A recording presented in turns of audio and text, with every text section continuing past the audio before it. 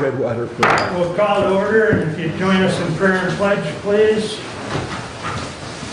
Let's pray. Heavenly Father, we come this morning and we come here on a beautiful day to conduct the business of the people of this county. Lord, we ask for your wisdom and your guidance in the decisions that we make. Maybe they be for the benefit of the people and not for our personal desires. We ask these things in your name. Amen. Amen. I pledge allegiance to the flag of the United States of America and to the republic for which it stands, one nation, under God, indivisible, with liberty and justice for all. Thank you. And before I start into public comment, I would like to say that I've talked to Mr. Ingalls and anyone that's here to add comments to the discussion on the courthouse renovations. We will entertain those at that point. So with that said, is there any other public comment at this point in time?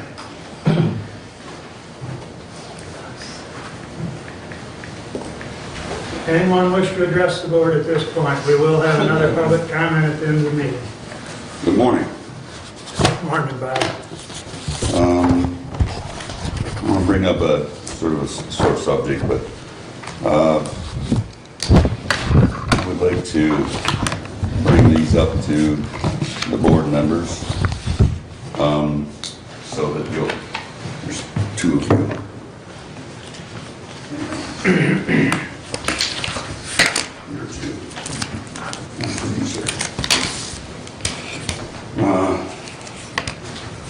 We all know pretty much what a rectal examination is. I'm going to be pursuing it in this little maze of conviction before be proven innocent on a job which I want to say was just reckless. At the same time, this is under an arrest for an incident that had happened here. But in addition to doing... Bob? Yes, sir. If I may interrupt you, Yes, I want to caution you. Yes, sir. Because I believe you're talking about an ongoing legal case that probably is inappropriate to discuss here in a public meeting. I'll give you this morning, Mark. This is the copy, up to date, being dismissed, so it's not ongoing. Okay. In reference to that, this has got to stop. We have the honorable judge here this morning, and what proceeds in those packets is exactly what was given in the court case. So that the following are those little flash drives. You can follow those piece by piece, challenging each item in there. So in other words, another person with another incident doesn't get caught up in some deal where he's guilty before he's innocent. No matter how the turnout was, it still affected myself and probably about 20 other people. But with this being said, I want to take note that the judge has her duties to do. I think she's done them, and I think she'll continue with them, which you see noted in those pages. And it's crucial that some of the evidence and things that still will come out, and I will pursue as much as I can, and we'll see what ends with that. The next is I have some others. This would be for also you folks. This is also to acknowledge also each of you. This also is a FOIA. This is for any and all records from the time on which Mark Wiley had conversation with Neil Brady and his phone conversations to be added to that list, so that when you folks get a chance to look at these files, look at what the offense was. I go back to where I'm looking at who's involved. Every time this county gets somewhat of lawsuits, has some troubles, and it's kind of hidden under a lot of things, it ends up right back here. Right back here. every time. So if you folks want to look at this, just look at it and take a good deep breath. Do we keep them or we don't? That's all I have to say. Thank you. Thank you. Mr. Chair. Thank you. Just if I might, if the IT director, Bob, I appreciate the information on this, but in the interest of our county IT security policy, I would suggest that the IT director, since these are an outside device, that he collect them and make sure that there is no malicious of anything. Not anything with you, sir, just anything, because it is an outside device, and if we would have him, and then he can return it back to us. Maybe Scott can do that, Dave. So, Thank you. thank you.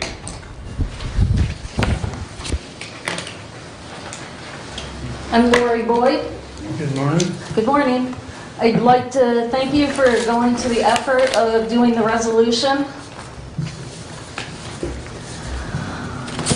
I would like to say that I don't think that we need the Department of Health and Services involved here to implement new procedures. We have a chief executive officer of our county, and we are blessed to have him with us here today. We do not need a health agency telling us as a county what to do overall when it is affecting our economics, when it is affecting the health and welfare of our citizens. We've still got people in the medical care facility that are unable to have visitors. They are declining both physically and mentally. I ask that you tone this down so that it reflects more of the Constitution, that we hold the Constitution right here in our county. Do you have any questions? Thank you. Thank you. Anyone else wish to address the public or the board at this time? Thank you. Would entertain a motion to approve the consent agenda. So moved. I'll support that. Any additions or corrections? Hearing none, all those in favor signify by saying aye. Aye. Opposed, same sign.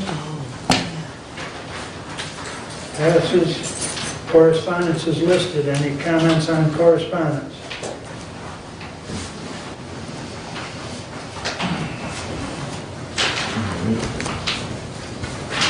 Hearing none.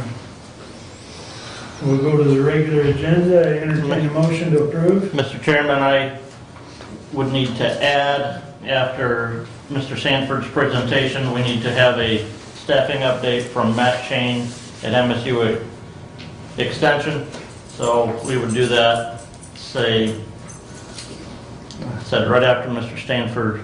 Sanford's update before committee reports. And that'll be by telephone. Correct. And then I would move to approve the agenda as amended. Support. Moved and supported. Anything further to add or change to? Hearing none, all those in favor of the agenda as amended signify by saying aye. Aye. Opposed? Thank you. That brings us up to Dr. Casson.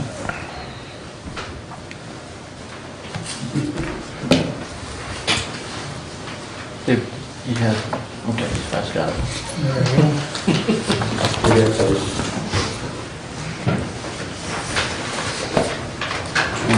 These are more reports. Okay, thank you. Good morning, everybody. I'm pleased to be here. My name is Bader Casson. I fell into the job of medical examiner here when Mr. Wiley hunted me down a few years ago. And we started a program to frankly, raise the level of practice of death investigation in the county of Hillsdale to the level which is practiced throughout most of the rest of the state of Michigan as well as the United States. Using the criteria for case selection and autopsy performance, toxicology, effectiveness and completion, as well as general death investigation prescribed by the National Academy of Sciences.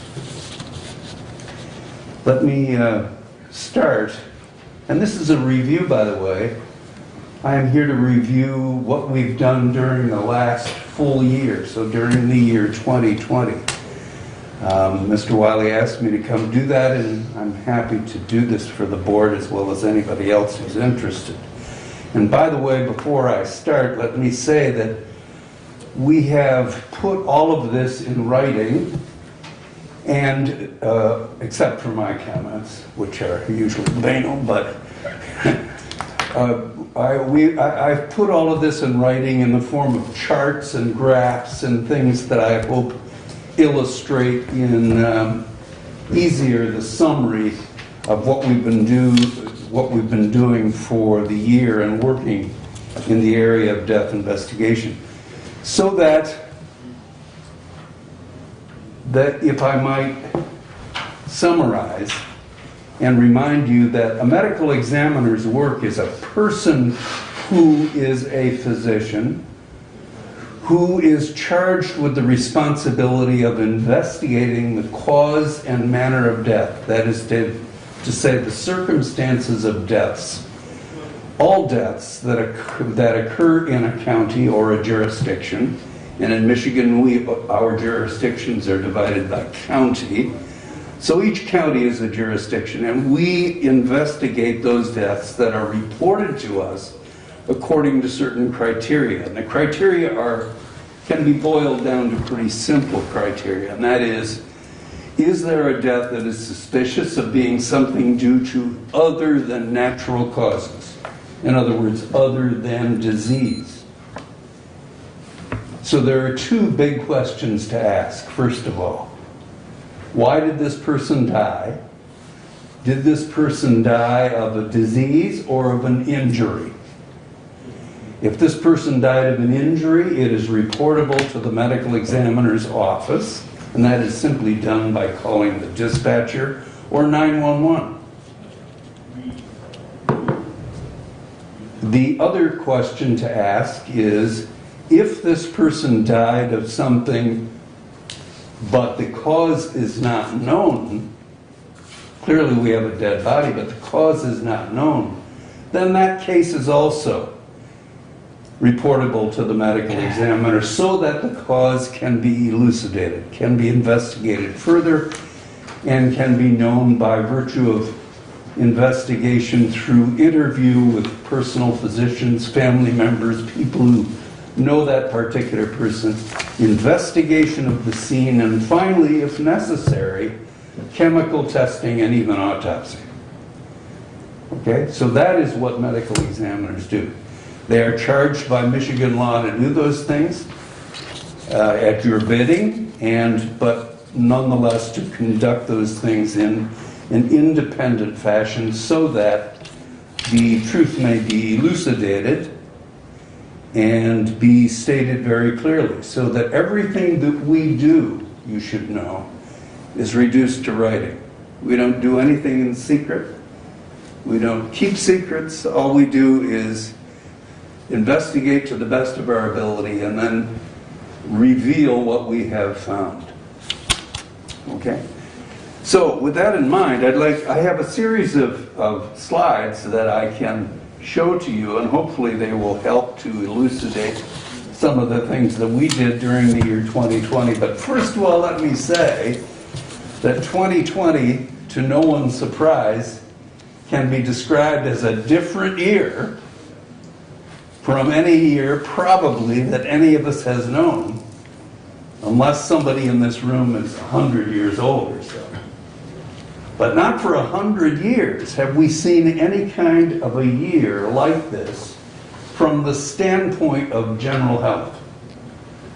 It's really a very interesting, and in some cases frightening, but certainly awakening idea about this.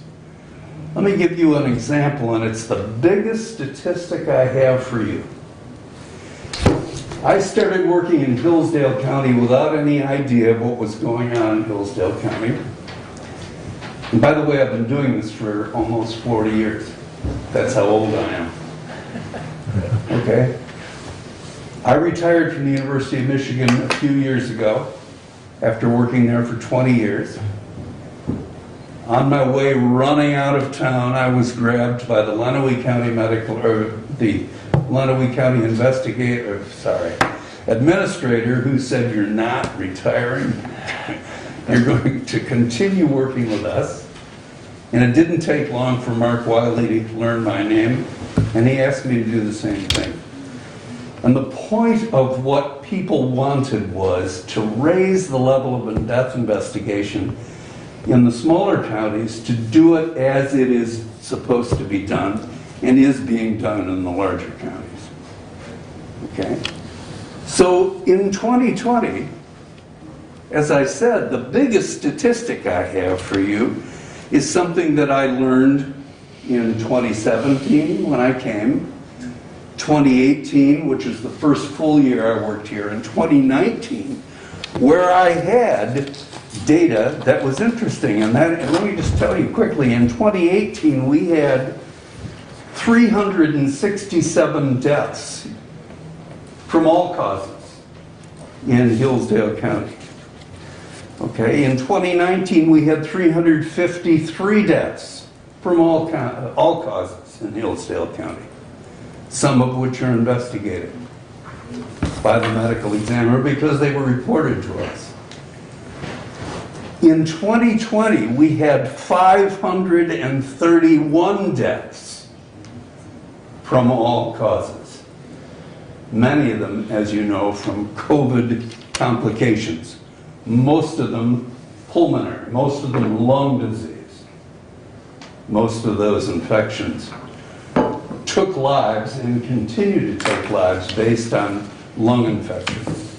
It is not only a pneumonia, but it is a destructive pneumonia. It destroys the lungs so that the lungs cannot recover. It's an unfortunate situation, and it is an infectious disease. That's why most of us are wearing a mask today, and most people you see today are either required to or wish to wear a mask, and why most people are in line, or should be in line, to get vaccinated so as to protect themselves and their families further from contamination by this virus. That's the way we will beat it. And if we base our understanding on the experience that we gained back in 1918, 19, and 20 with the influenza epidemic, the influenza A as we call it today, the influenza A epidemic, we will learn that we will have gone pretty much through the same experience, and we will outlast it, though we will not perhaps ever see it disappear. But we will be able to subdue it to the point of having enough crowd immunity, as we call it, so that people are immunized generally and are able to be generally resistant. And the severity of disease, of course, will be much less than it is now.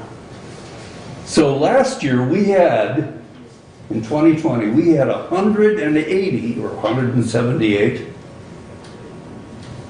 greater number of deaths than we had in what I think is a pattern, a routine in Hillsdale County, mid-300s.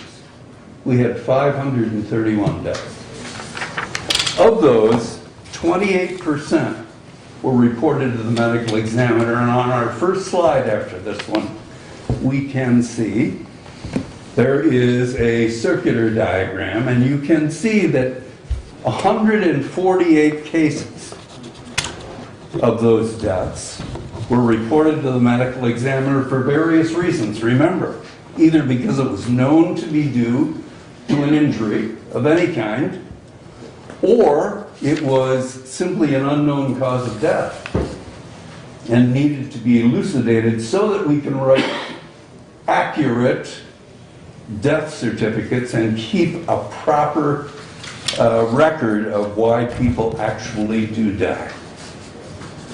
Okay, so that is the reason we exist. That is the reason we are so anal, if you will, about doing things well so that we can be as accurate as possible and create documents that are reliable. So there you see in the first slide, you can see there that in the circular diagram, that 28% of our deaths were investigated as medical examiners. Now, by the way, in 2018, we investigated 24% of the deaths, or 118 cases. And in 2019, we investigated 30% of the deaths, or 107 cases. So when we investigated last year 148 cases, we were busier, yeah, for sure. But it still was only 28% of the cases. So in general, we followed the pattern of investigating a certain number of deaths that for Hillsdale County I see as a trend, somewhere between 25 to 35% of cases.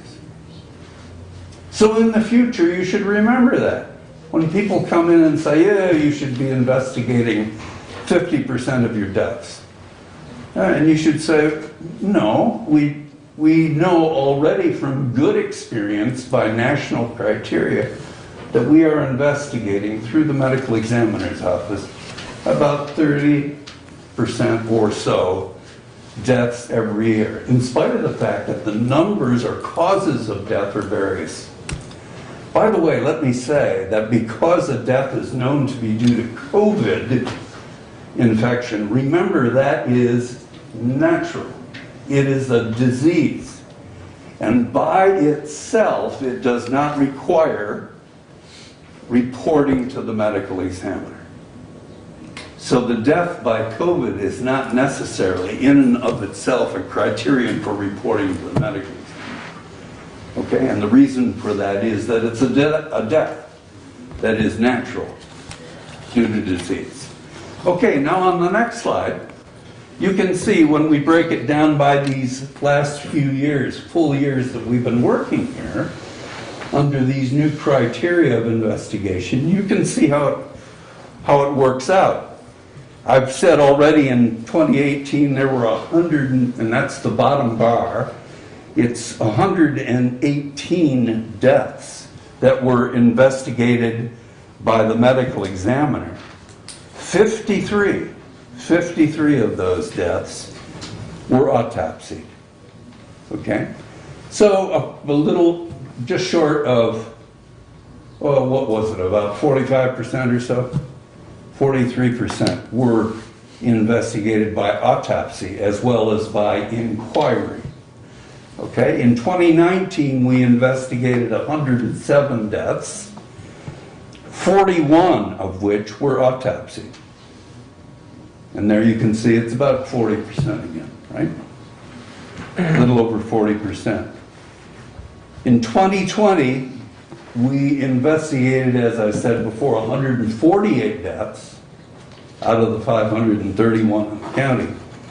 And we investigated by autopsy about 50 of the, in fact, exactly 50 of those, or approximately 33% of those deaths. So if somebody comes in here and says, look, you ought to be autopsying more deaths, you should say, look, by the application of criteria over a series of at least 3 years, we've learned that our autopsy percentage, in order to get the best and most accurate data, need only be about 30%.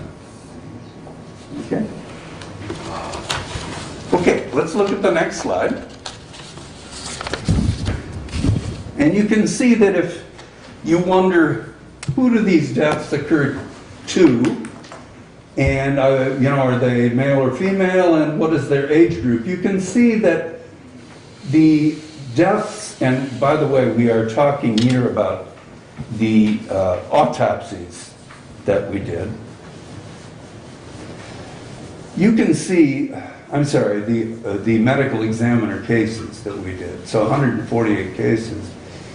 you can see that the greatest number of deaths that came to our investigation, in other words, 75 or 50% of all deaths, were in people over the age of 70, which in fact reflects the character, if you will, the personality, the case type of Hillsdale County. We don't have any big metropolitan areas. We don't have any terrible slums. We don't have any big crime waves. We don't have any big gangs that we know of, I hope. Okay? We have little pockets of this and that happen, yes, and we want to elucidate those, make sure that we understand those. But in general, we have an aging population that gradually comes to its death, which is, insofar as we know, going to happen to everybody, right? All of us. Some of which happens without known cause, without identified cause. And so 50% of the cases that we investigated were in people age 70 or greater. Okay? And according to the graph there, you can see that 30 of those 75 deaths were in women, 45 were in men. Okay? And then there is a declining percentage. As you go down to the 6th decade of life, from ages 61 to 70, we investigated 32 deaths. From age 51 to 60, we investigated 23 deaths. 41 to 50, we investigated 7 deaths. And so on, all the way down to 3 people under the age of 18. So it gets fewer and fewer and fewer the less the age group. Which, by the way, is frankly good news from a law enforcement standpoint. When you have great numbers of kids dying, you have a problem. You have a problem with traffic, you have a problem with firearms, you have a problem with gangs, you have a problem with domestic abuse and child abuse. And you have that in the major cities. You hear about it. I've been there, by the way. Okay, and I still consult in some of those cases. Thank God we don't have that in Hillsdale County. Okay, let's look at the next slide then. And you can see, where do these deaths occur? More and more we find, and this is particularly true since the Second World War, more and more we find people going into hospitals to die, and then as we get into the 70s and the 1980s and the 1990s, and particularly into the 2000s, we have people choosing to die outside of institutions. Okay? Most people would say this is good, but also what has happened is that the healthcare system has been able to diversify itself and provide service. So now the example that is in my mind, and it is particularly important for me because my wife does this or has done this for many years, is hospice. This is a service that actually caters to people who are dying to make their lives, what's left of them, better, if you will, and make their death easier for the people who are the closest to them. And often enough, it allows them to die in a place of their choice rather than in a hospital or even in a nursing facility, actually to be at home. So you will find that this is reflected in general in this circular diagram, where 82 of our 148 deaths, or 55% of those deaths, actually occurred at home. The next greatest number actually occurred in a care facility, but frankly, not most of those as inpatient hospital patients. Rather, they were emergency room pronouncements of death because they were taken there at the last moments of life, or they were in nursing care or other care facilities than hospitals. Okay? 9 of all of the deaths, or 6%, occurred at some scene other than home or hospital or nursing facility. In other words, they occurred on a highway, they occurred in a woods, they occurred in a yard somewhere, and usually because of an accidental cause.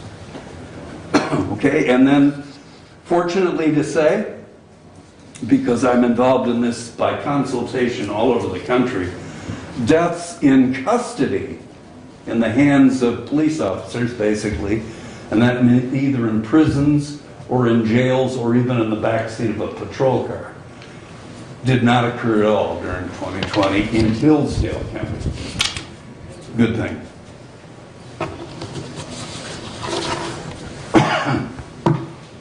Next slide then, please, shows the manners of death.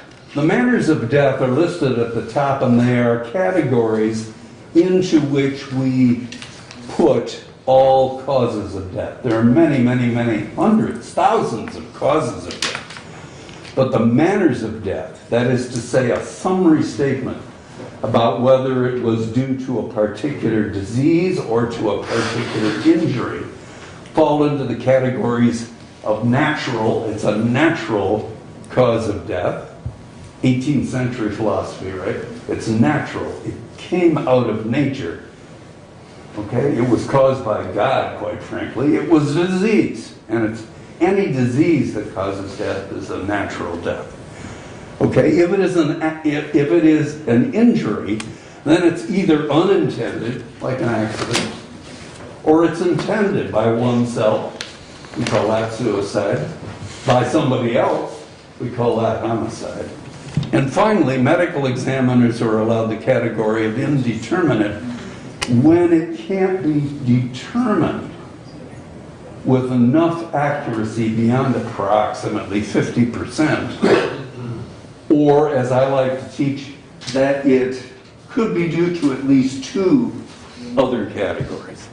Then it's called indeterminate. And we have rare numbers of those, 1% only in 2020.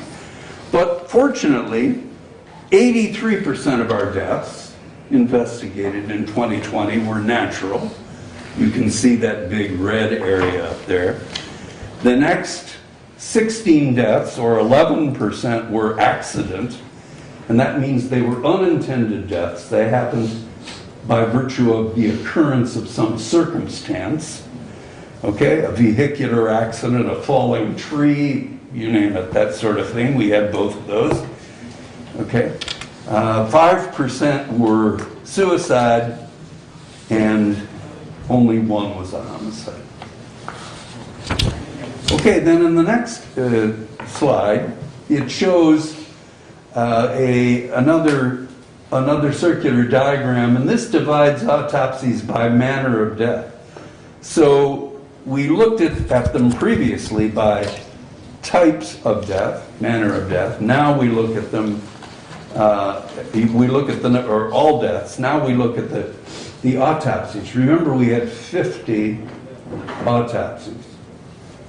So 50 of our 148 deaths were determined to qualify for autopsy, and they do so because we can't, by any other form of investigation, elucidate the particular cause. And so we use autopsy as kind of our last effort to investigate death. And we do so, by the way, also with toxicology, which is chemical testing of blood and other body fluids for drugs of abuse, or any drugs, for that matter, that may injure a body. So by manner of death, then, we can see that 54% of our deaths, of our autopsy deaths, okay, so 27 of them were natural cause, 28% or 14 of the 50 cases were accident, 14% or 7 of the cases were suicide, and there was one homicide, as I mentioned. Next slide then shows the mechanism of death in 2020 of all deaths that were medical examiner deaths. Now, we're looking at the 148 that we investigated specifically. And you can see on the bar graph, it's very uneven. The tall bars on the left side are drugs, so some drug effect that was primary. A firearm, those were all suicides, by the way. Asphyxia, and those likewise were both suicide and accident. And then motor vehicle crashes was that next one down, and there were 2 men, 2 women dead that way. And then we had none by other vehicles, so we didn't have any bicycle deaths or snowmobile deaths or anything of that sort, other vehicles. This year we did have 2 fire deaths, one of which, by the way, I considered to be a homicide. And the reason for that is that fire was an arson. Okay, it was an arson. And so the person that was innocently trapped in the fire was supposed to have been killed by it, actually. That was the intended, as we learned through investigation, the intended result. So that was a homicide. We had 1 drowning death, and I was amazed. We only had 1 drowning death in the last year, which is, I think, an achievement. Not that we had any, but that we had so few. Drowning deaths are not uncommon, and they go on, as you know, from recent history, more recent history. We didn't have any deaths from hypothermia or from falls. We did have 3 crushing deaths.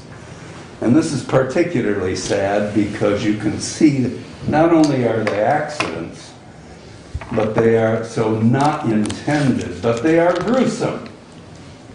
They are gruesome. They're angry, if you will, forces of nature. A tractor somebody working on his tractor flips his tractor and the tractor falls down and kills him. An automobile that skids and falls on somebody or skids over onto somebody and traps them after ejecting its occupant. An automobile that's on a jack that's not properly leveled. The vehicle is not on level ground and falls off the jack, and while the person working on the car is underneath. And a person trimming a tree, where the tree then rolls because it's so large, and he's not watching the angles, and he cuts off a branch that is holding it in a certain position, so the whole tree then rolls right over onto him and crushes him. Those are the examples of crushing deaths. Terribly unfortunate, but you have to look at those and see if they are truly caused by that particular incident.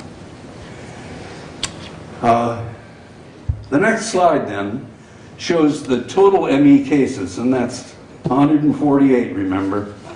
And because different counties ask us for focused looks, well, this is a focused look on drug-related deaths, which is a much bigger problem in some, let's say, counties to the north of here, the north and east of here.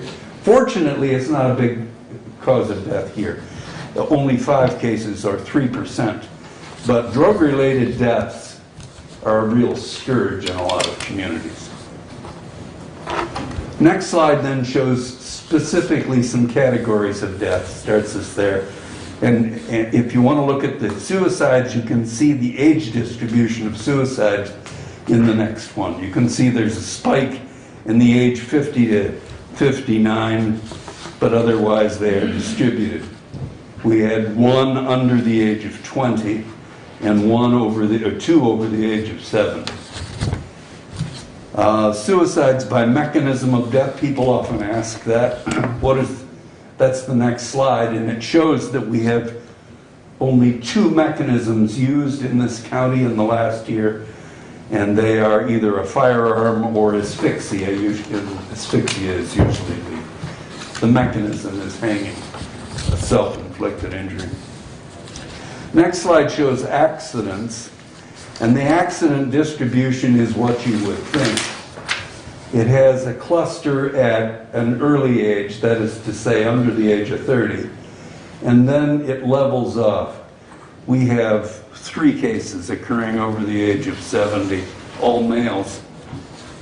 We have 3 cases also happening between the ages of 30 and 40, only 1 under the age of 30. Again, I think a good achievement. But let me remind you that we saw in 2020 very little vehicular death. And guess what? The reason was the same, that gas station owners sold very little gas. That's because so few people were actually driving anywhere. So very little driving in 2020, at least in the first part of the year and toward the end of the year. But that accounted probably for the low number of vehicular deaths. And finally, I have a slide that shows accidents by mechanism of death. And the mechanism is various things in accident. But as I mentioned, there were 4 motor vehicle accidents. There were 3 by asphyxia. There were 5 by drug. We've already talked about those, and we've already talked about 3 by crushing. So of the accident deaths, they are distributed over a number of things, but we don't have any by poison. We don't have any accidental deaths by fire. We don't have any accidental deaths by gunshot. We don't have accidental deaths by a number of things that plague other communities. So that is my quick overview, probably too scattered for you to remember much of, but I have given Marnie some copies of our written report. If you need to have that or get a copy of it, or make a copy of it, please do so, and for your casual reading, if that interests you. Finally, let me point out that one of the things we also do is we write death certificates when we run into physicians who are implacable. They can't make up their mind as to what the cause of death might be in a case where they have records that clearly show us, who do it every day, that we can tell. So we offer to do it for them in that case. Or in a case where people do not have a physician, there is not adequate medical record to determine the cause of death, but we know the cause of death by virtue of the circumstances. And so in those cases, we also write the death certificate. So we didn't write death certificates only for the 50 autopsies we did. We also wrote them for 16 other cases. So 66 altogether. We also have to write, by state law, we also have to write a permission to cremate a body. And the reason for that is the belief that cremation destroys evidence, which in fact it does. And it alters the body to the extent that you find it very difficult to investigate a death. Although I did this with President Garfield's remains, I gotta tell you, that's another story. We'll have a beer sometime and I'll share that story with you. But very interesting. But in any case, we had to authorize cremation, and because there are a lot more cremations now than used to be, we actually, let's see, the number was 258 cremations. We reviewed quickly and determined that that was appropriate. Finally, let me make one comment. I know I'm keeping you long. I'm sorry for this. We have a number of investigators who do our work on the ground for us, okay? I cannot bilocate or trilocate. I know you think I can, but I can't. Believe me, I'm as human, or maybe less so than even you are, okay? The point here is I need help. And we have introduced here, I think, a great investigator system. And the police can tell you whether it's any good or not. The EMS people can tell you whether it's any good or not. Because we recruit from their ranks. We have a nurse from Hillsdale County. We have a nurse, and we have a Jeannie. What is she? Jeannie is kind of everything. She's a nurse. Is she a nurse too? Yeah. So we have two nurses. We have two nurses working as investigators in Hillsdale County, and they're great, but we need more. So if you know somebody who is just kind of dying, so to speak, to get into our field, not literally, but would like to do it and would like to investigate what it is, have them call our office, please. Okay? We also have 2 autopsy assistants who are really very skilled technicians. And believe me, these people weren't born in the autopsy lab. They had to learn the anatomy from me. They work with me. And it is great, because they are both great. So if you know of anybody, we are always recruiting good people, just like most people do, right? We're always recruiting good people. So if you know of anybody who's interested in this work, please have them call our office. Finally, I'm going to say I'll stop. Do you have any questions by any chance that I can answer? That's the harder part that I can answer. Doctor, you Great. No, good. you indicated the total increase in death cases in 2020 as opposed to 2019. A particular concern to me is suicide deaths. I didn't see, you had 7 total suicide cases in 2020. Do you know what that number was in 2019? I don't remember, but it was probably not any real different number. So the numbers of suicides didn't go up. It was the number of natural deaths that went up. And frankly, it was primarily COVID-related deaths. You know, although deaths from all causes went up, but not across the board evenly at all. And you pointed out one. Suicides didn't really go up appreciably. Thank you, Doctor. Yeah, first, I'd like to compliment your staff. I work EMS both in Hillsdale and Lenawee County, and they have always been, number one, very, very prompt, significant change. It's really nice to not have to sit on a scene forever, so I really am very complimentary of that. And they work very well, they know their job, they do their investigation work, so everyone seems to be doing really well out in the field. And you did answer my question about whether or not you're still recruiting or not. I know when your office first came in and took over the contract, there was, through the EMS and PD community, that they were looking for staff. So that's something that we as commissioners can drive out, because a number of our units of government that we represent have fire departments, and we can get that information out where they have medical first responders or other EMS personnel. So I appreciate that. And Commissioner Weiner addressed one of my other questions in regards to our suicide level, because we are part of Jackson Community and Hillsdale County Community Mental Health, and that is one of the things we've been talking about for a number of years, tracking that.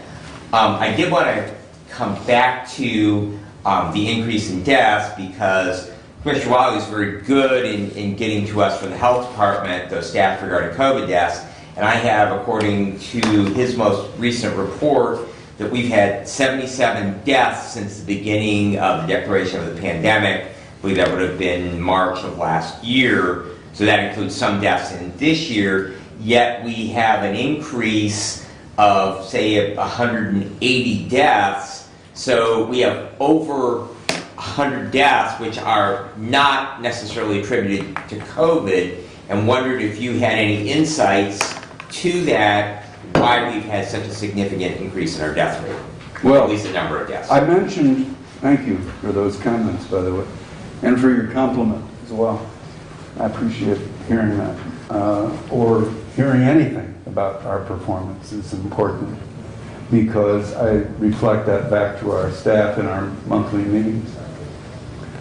The numbers of deaths in all categories went up. Not equally so, as I said, and mostly in the natural category. And we're starting to write about this and read about it nationally, because we're finding that a number of people during the last year, and you may be able to understand this by virtue of thinking of people you know, people were less inclined to go to medical facilities as quickly as they had before. They were less inclined to go to emergency rooms. In fact, you see signs advertising emergency rooms, don't you? When in your life did you ever see this before? Hospitals advertising for patients. Why is that? It's because people, and I think rightly so, are afraid to go to emergency rooms, because emergency rooms are places where you can be exposed to things easily, just as you can be exposed to things in doctor's offices or in any place where there's crowds of people. Okay, and particularly sick people. So I think what has happened, to get to your answer, I think what has happened is a lot of people have basically hidden the fact that they don't feel well. They hide symptomatology. They delay going to get help, professional help. And because of that, they are dying outside of hospital. Now, I'm saying this with some inside intelligence. Doing autopsies, I'm learning, I'm seeing more acute infarcts, heart attack. I'm seeing people die of emphysema that could have been assisted had they been willing to go for help. I'm seeing people dying of pulmonary embolism that are complications of being overweight, being isolated, being immobilized, getting less exercise, doing fewer exercise things. So I'm seeing more stuff like that that is telling me this is probably what's happening. It is not directly due to COVID, but it is indirectly maybe due to COVID. That's a long answer, I'm sorry. Thank you very much. But that's my personal perspective on it. Any other questions? I just had a clarification, if I could. Go ahead, Jim. Thank you. On that homicide, is that the one related to the arson? Was that the one homicide Yes. that you were speaking of? Thank you. Yeah, it is. Yeah. Well, thank you very much. Thank you, Mr. Wiley, as always. You've been a great supporter. Your law enforcement has been tremendously supportive. EMS has been supportive. It's been a very good experience. Thank you. Look forward to talking to you in the future and Great. make a trip up to Jackson and see our new facility. That's right. So- I did neglect to say that during the last year, we began doing our autopsies in the Jackson morgue. And by our autopsies, I'm talking about both Lenawee and Hillsdale counties. We've been taking our bodies to the new morgue in Jackson County because we needed a new facility. We didn't want to spend the money for one here, and I found we didn't want to spend it in Lenawee County. But we were planning to do it. We actually had the diagram and everything ready to break ground. And then Jackson opened theirs, and they happened to build one that was twice what they needed. And so fortunately, we made a good deal with them, and we are working there now. Yeah, it's worked out well. It has worked out well. Thank you so much. Thank you, sir.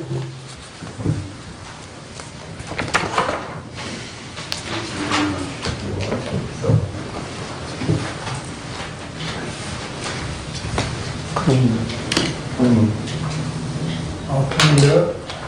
Thanks, David. I remember when we wrote that policy. I'm glad you said it, because I was thinking it was Okay. Doug, without further ado. Yes, sir. Good morning.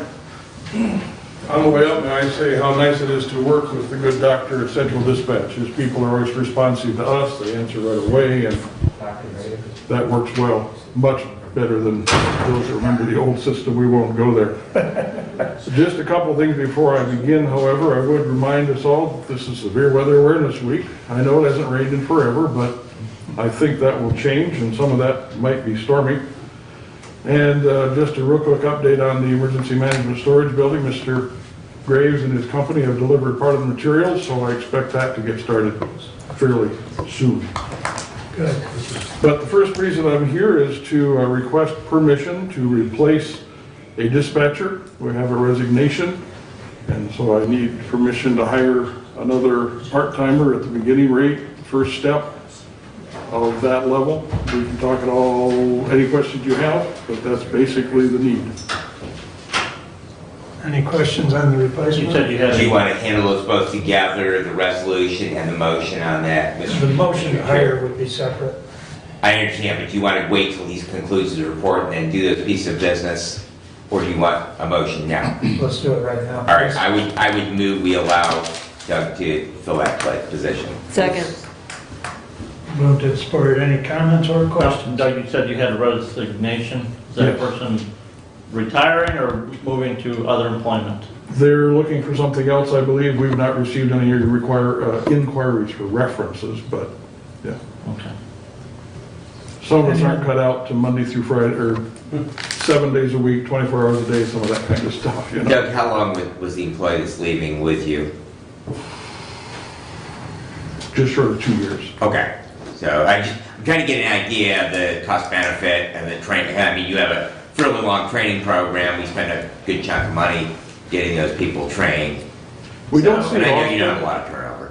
Thank you. We don't see it often, but occasionally, if they make it past the 2 years, we usually will see them last.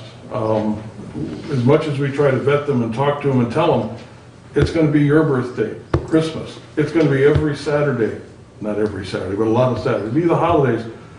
I don't know if during the process they're just not, you know, but it's fine. If they make it to 2 years, they love it. And they want to serve and they just go for it. It's a 24/7 operation, so. COVID or not. Exactly. Any further discussion on the motion? All those in favor, signify by saying aye. Aye. Opposed? Please continue. Thank you. If I may, I'll give it to Commissioner Schmidt. Would you pass that to your left? And everybody can have a copy of them. By way of bringing us all kind of up to date, back in 2007, the laws in the state of Michigan changed with regards to 911 funding. At that point, instead of landline phones, they began charging all devices. They don't even call them telephones anymore because they know that things will come that won't look like a telephone that can use 911 services. Part of that sets the responsibility for the governing body of a 911 or PSAP, 911 center, to establish their annual rate. Now, on their own, without a vote of the people, they can charge up to 44 cents. That is for governing units that are able to help from their general fund or perhaps have a millage. But if you don't have those things, then you have to go to the vote of the people, which we have done a few times. And we now have the permission of the voters to charge up to $3 per month per device. We are currently set at $2.60. That went up 10 cents from last year. And we are proposing to leave it there. By way of explanation, we really haven't seen much of that 10-cent increase, and here's how it works. We'll have this talk today, and you'll make your decision. I'll go back to the office, fill out the forms, and send it into Lansing. They, in turn, have a period of time to get that ready in a table form and distribute it to all the telephone companies. That rate doesn't actually take effect, however, until the 1st of July. We don't see any of that money until into October. Actually, it's the end of October. They have 30 days from the close of the quarter. So what I'm saying is we've seen 1 full quarter of that income at this point, and a couple of months. So we'll see the close of the current quarter here at the end of March. So we really haven't seen a lot of the impact. We've predicted the impact. We believe that it'll be, okay. One of the best news, however, is a year ago I told this body that we'd lost around 1,500 phones.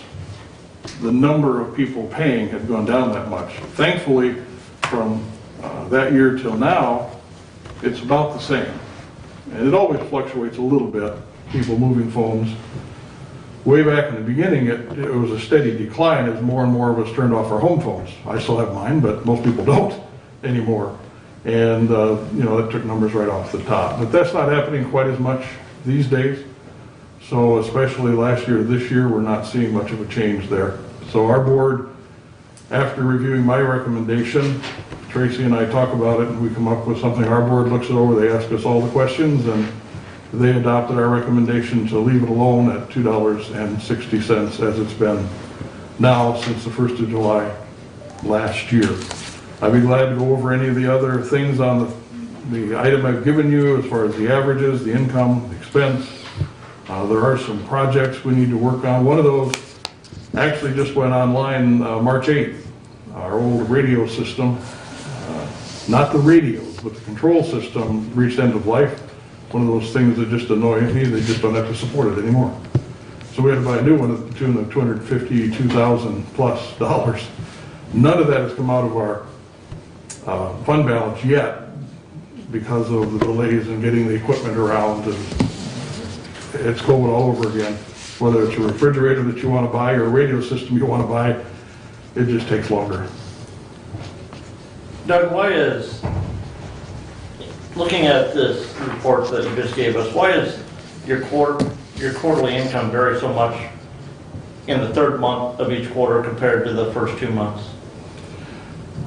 In every quarter, it has to do with the timing. They're required to postmark their checks by a certain date. Some of you may have had the experience that we've had lately where the mail just, yeah. And so it depends on when it arrives. If it arrives after the end of the month, it gets posted in the next quarter. There are other reasons for some of those, like in the third or fourth quarter, the state gives us quarterly payments from their surcharge to help fund our operations. They hold those up sometimes, and it seems like that occurs quite often later in the year. Plus, their fourth payment in the year is always less than the other three. There's statutory reasons we could talk about if you want to, but they are less. Doug, you had a question?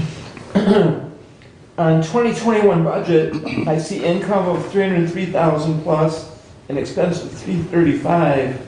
In the other 2 years, the income is greater and the expense is way less. That's primarily, specifically because of that $252,000 we're going to spend on a radio system. This is a quarterly average, so it blends across the whole year when we do that. Okay. Any other questions?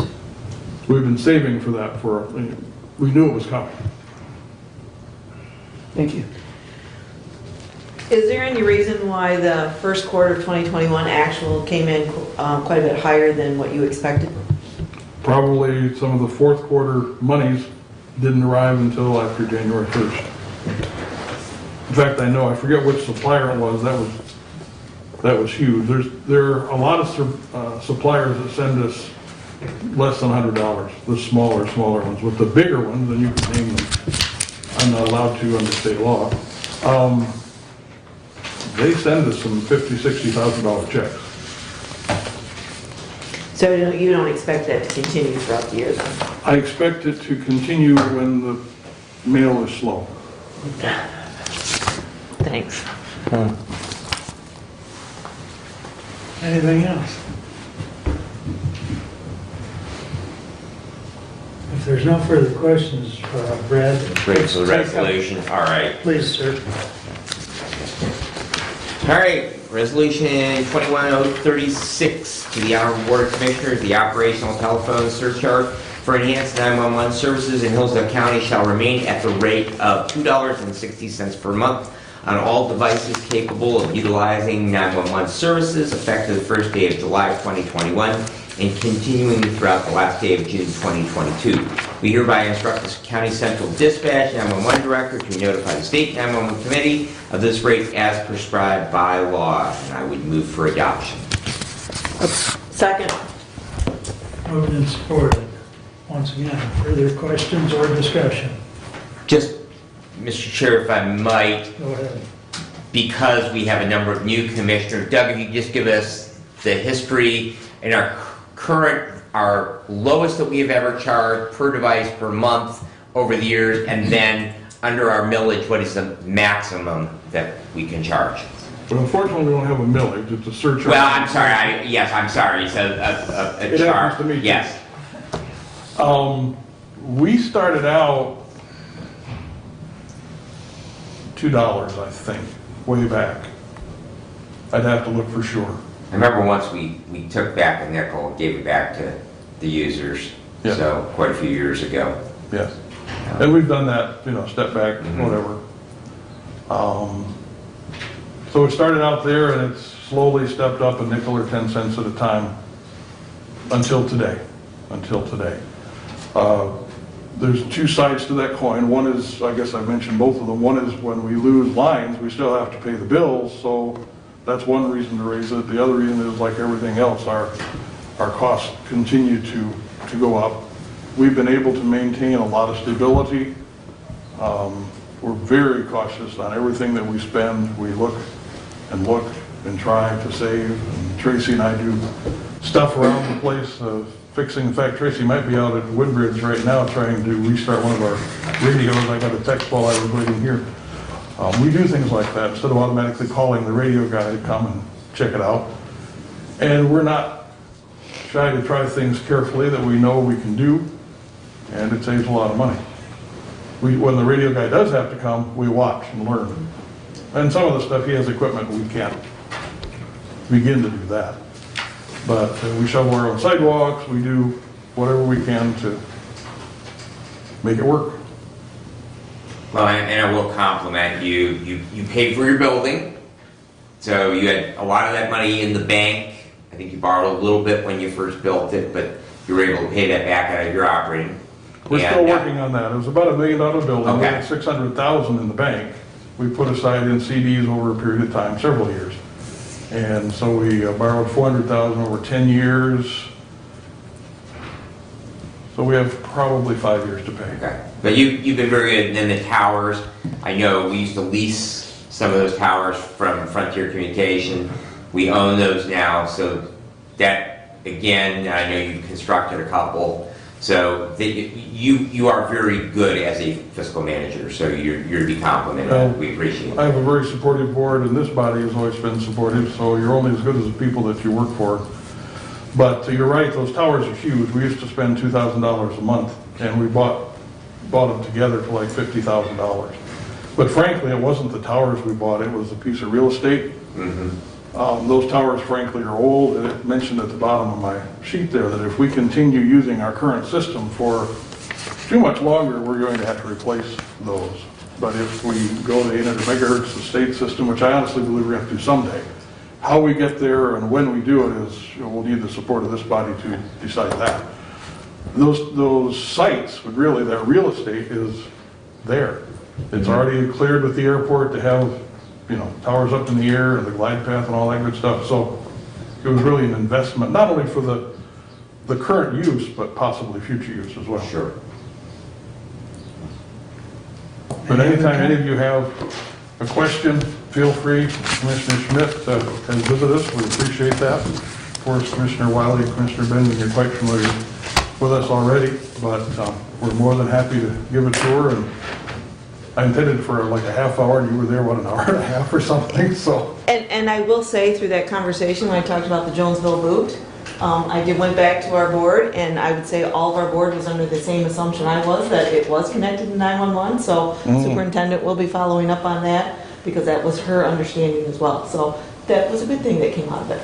Yeah, well, we've had that discussion with the school system, but thank you. Yes, well, like I said, I am just glad I got the clarification I wasn't the only one, that I wasn't misunderstanding what we were told from the boot people. So, so they're gonna go back and clarify if or anything can be done, so. But as I said, we just assumed it doesn't dial 911. Correct. Yeah. We need somebody on the scene to call us, to tell us what they're seeing, hearing, and what's going on. Right, right, In fact, it's illegal to have automatic alarms ring to 911. right. Any further comment? All those in favor of the resolution 21-036 signify by saying aye. Aye. Opposed, same sign. Resolution passes. Thank you very much for your support. Thank you for Jody. She was very good about getting those to me. As soon as I've got that signed resolution, we'll send it out. One other quick thing, if I may. I've heard from some local governing bodies. As you know, the Open Meetings Act virtual provision sunsets the end of this month. The state says the only way to continue that for those bodies that wish to do that is to declare a local state of emergency. I have had some requests for that, but we'll leave that in your hands to decide what you choose to do. I have told them, depending on who they are, they might be able to declare their own and continue. But it's not been a groundswell request. Thank you all. Very good. Thank you, Derek.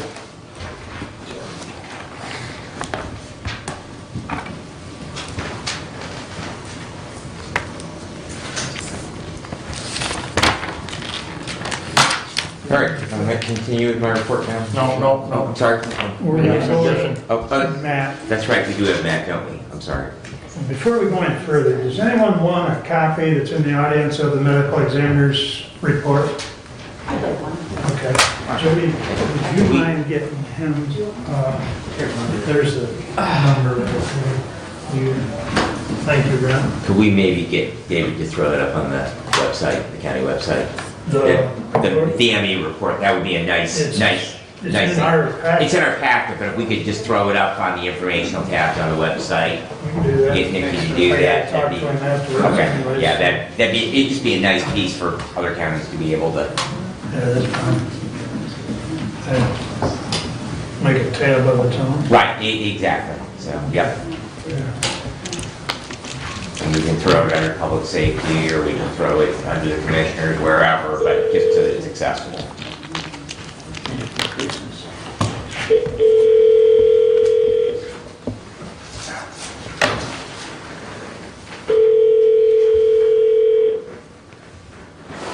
Hello, this is Matt.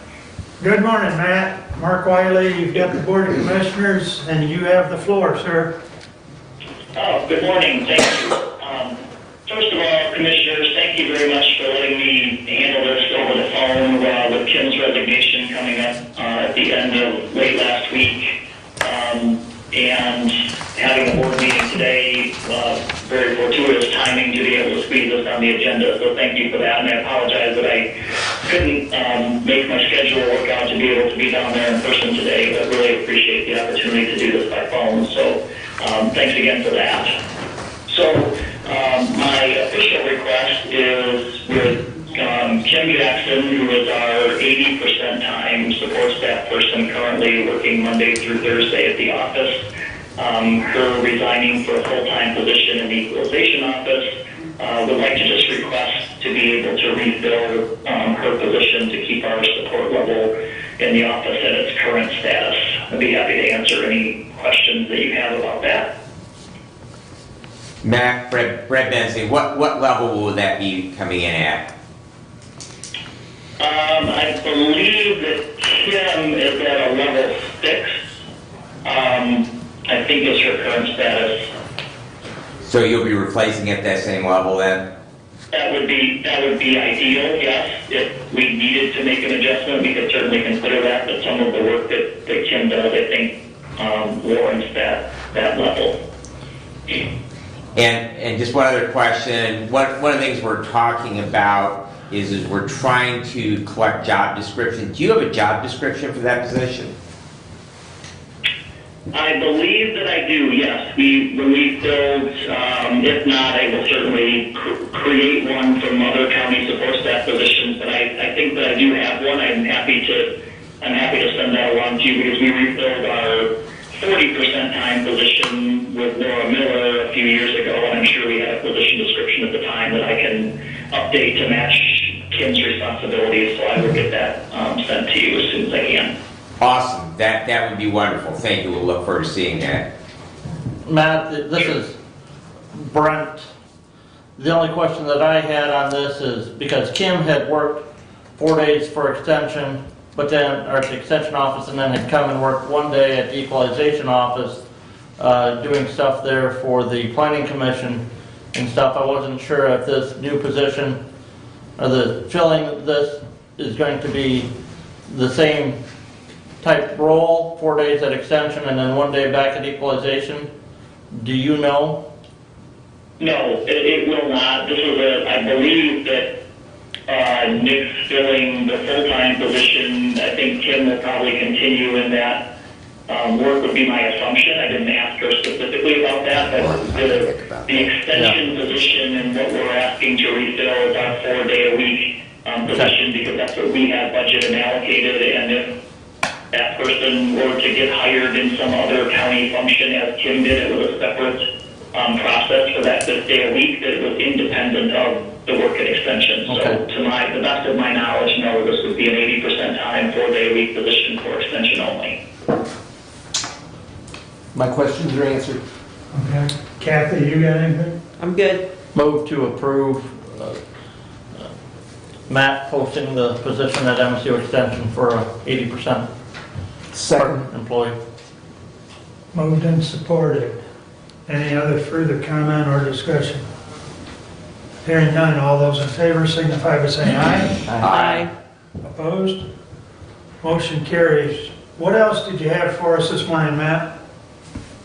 Thank you for the opportunity to share just a little bit more. I wanted to provide just a couple of updates, some specific to 4-H and one other quick update if I could. So some additional changes at the extension office are coming.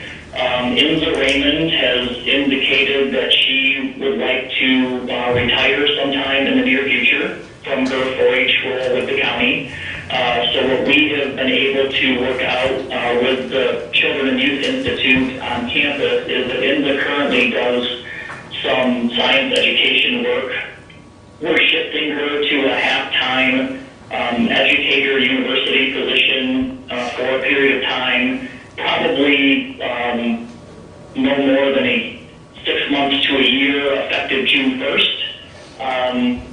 And so we will be refilling the program coordinator role of Inza's position that you fund through the MRA with a new individual who will run the Hillsdale County 4-H program. So we're going to be posting that position soon with our hopes to have it filled as close to June 1 as possible. Again, Inza will be staying in the Hillsdale office and such in this transitional role to help with onboarding a new person and assistance with, learning the new program coordinator role, which is going to be even more critical with Kim leaving our office and losing that institutional memory of our program too. But we are excited about being able to bring in a new person to that role. There's a lot of work that Inza's been doing recently around some focus groups and survey information and things, gathering some data on how to move the Hillsdale County 4-H program forward. And that information will be really helpful to this new person. I'm anticipating that posting will be out probably in the next 2 to 3 weeks. We have to get provost approval for all positions posted, just like we're doing now today for Kim's at the county level, to post university positions, but I don't anticipate any holdups in that. So that announcement will be going out to the whole 4-H community later today, and we will make sure that the board is copied on that announcement also. And once that posting information comes out, I'll be sure to share that with you as well, so you can help us send that out through your networks and help us find some good candidates for that role to get the Hillsdale up to speed and running very quickly beyond that. We did just have also a beef weigh-in and tagging event on the fairgrounds this past Saturday, and Inza talked to me this morning and said it went very well, and they're very pleasantly surprised that the numbers of beef animals are up nearly double from the last fair that was held. So there was about 30 beef animals tagged previously, and we had 50 this past weekend. So that's really good news for the program, in spite of everything going on, that there's still enthusiasm around those projects. And we were able to do that weigh-in, and we're working really hard to try to be moving some things back to that kind of face-to-face formatting. Inza's planning on tagging events for sheep and swine coming up soon. Those won't be on-site weigh-ins because the animal committees have modified that process for this year, so we'll just be tagging those animals on their home sites, but we'll be doing that. And then feeder calf weigh-in coming up in July, and some other activities that have been approved. So we're moving in a positive direction. Things are looking up. We're working with the fair as closely as we can on different scenarios for the status of what everybody's going to be able to be doing around fair time. But I think a lot of positive momentum and energy in the 4-H program, so really happy with all of that. If you have any questions about that, I'd be happy to try to answer them. Questions or comments? I do have a question. This is Kathy Schmidt, Commissioner Kathy Schmidt. Inza's, the posting for the replacement for Inza's position, is that a full-time or a part-time position? It will be a full-time 4-H program coordinator position, yes. Okay, thank you.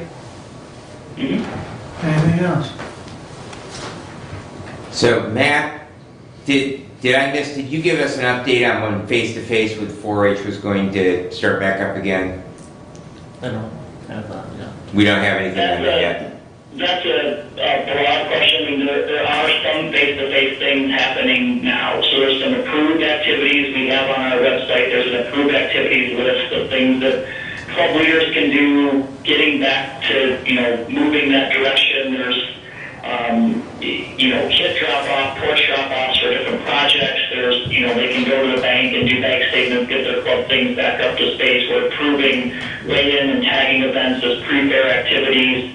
As we get into spring, there's more activities. I would anticipate in the next 2 to 4 weeks that we'll see a lot more activities in terms of some outdoor things that we'll be able to approve around a lot of our programming. There is no definitive date for just wide open face-to-face 4-H, but we're definitely moving in that direction to open as many opportunities as possible, and we're fully intending that one way or another, whether it's 4-H or not, that we're partnering with our fairs to have those youth that choose to want to do it, to have a face-to-face fair experience, and whatever that means for the fairs at the time, as well as for us, that we will support whatever mechanisms we can to make sure that those opportunities are available to youth that want to do them. All right, thank you very much. I know that's an evolving issue. I know as a hunter safety educator that we've kind of gotten the go-ahead that we can start classes back up again. So that's good news that 4-H is moving ahead with that as well. Yep, we're making steps. So, thank you. Anything else? If there's I think we're all set, Matt. Thank you for the updates. Yeah, but there's one more real quick update related to ag work, if I could, just take me less than a minute. Sarah Fonjic, working with Ricardo Costa, who's a field crops educator in Nottoway County, they received a Clean Michigan Initiative non-point source pollution control, which is a mouthful grant of about $200,000, which is going to help in the watershed in Hillsdale, the Maumee River watershed and surrounding areas of St. Joe and Hillsdale County. Several townships in Hillsdale are impacted by that, so they're going to be working on that over the summer and working on some direct payments to producers. Hope to have some cover crop seeds and things in the ground this summer and fall, so stay tuned for more information on Sarah, but she did ask if I could give you a quick update on that so you were aware that those monies were coming to this area. So I really appreciate your time. Thanks again for letting me join that call. Hope you have a good day. All right, thank you, Matt. All right, take care. Bye. Bye. Okay.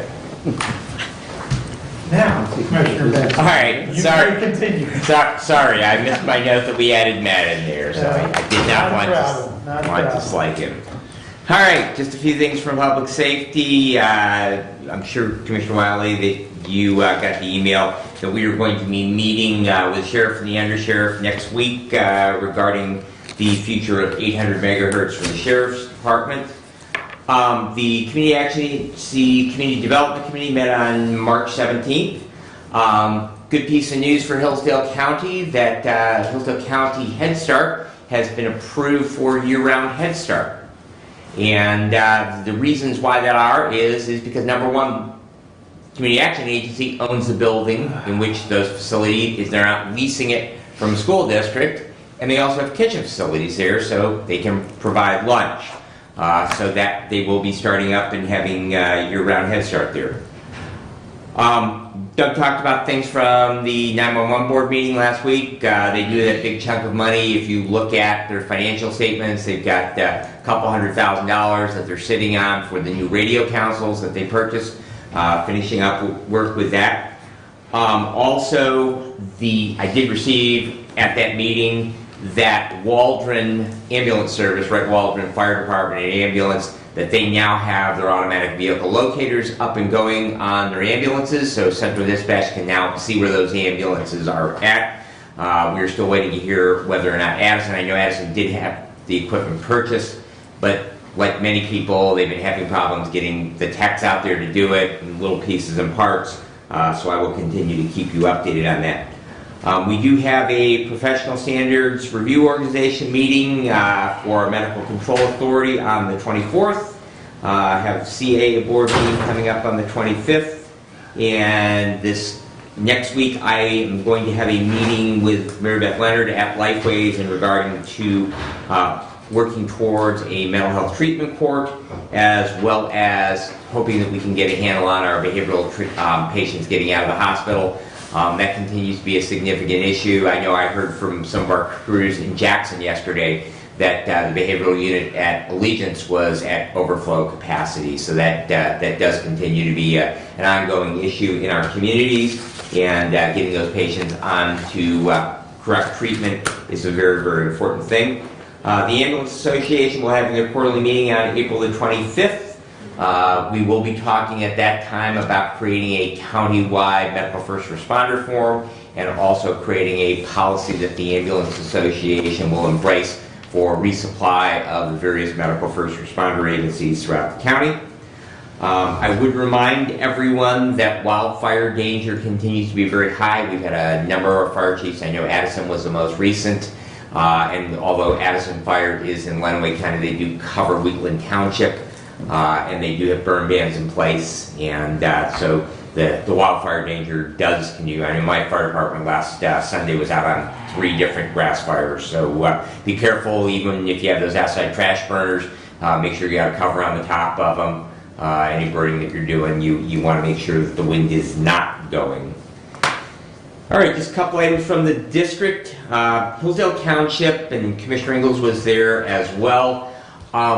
Their treasurer inquired with our veterans. We have our fully disabled veterans, and we have a process in place where they apply for an exemption from their property taxes. However, those exemptions do not cover drain assessments or any other special assessments. And wherein the problem lies is if they're less than $1, our county treasurer basically just puts those into the sauce. They just kind of go away. The problem is if those veterans that they get a tax bill, oh, I don't pay taxes, crumples it up and throws it in the waste bag, and it's a $3 drain assessment. That one doesn't go away. And all of us that pay property taxes, when you look at those, sometimes because we catch a little tiny piece, we can have a drain assessment that's a couple of bucks. So the problem with that is year 1, they throw it away. Year 2, they throw it away.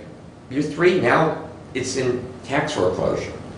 So I had a discussion with Nick, and I don't know how many of these there are, But I did have a discussion with Nick Wheeler, and we have the ability to run a report on those veteran properties and identify them.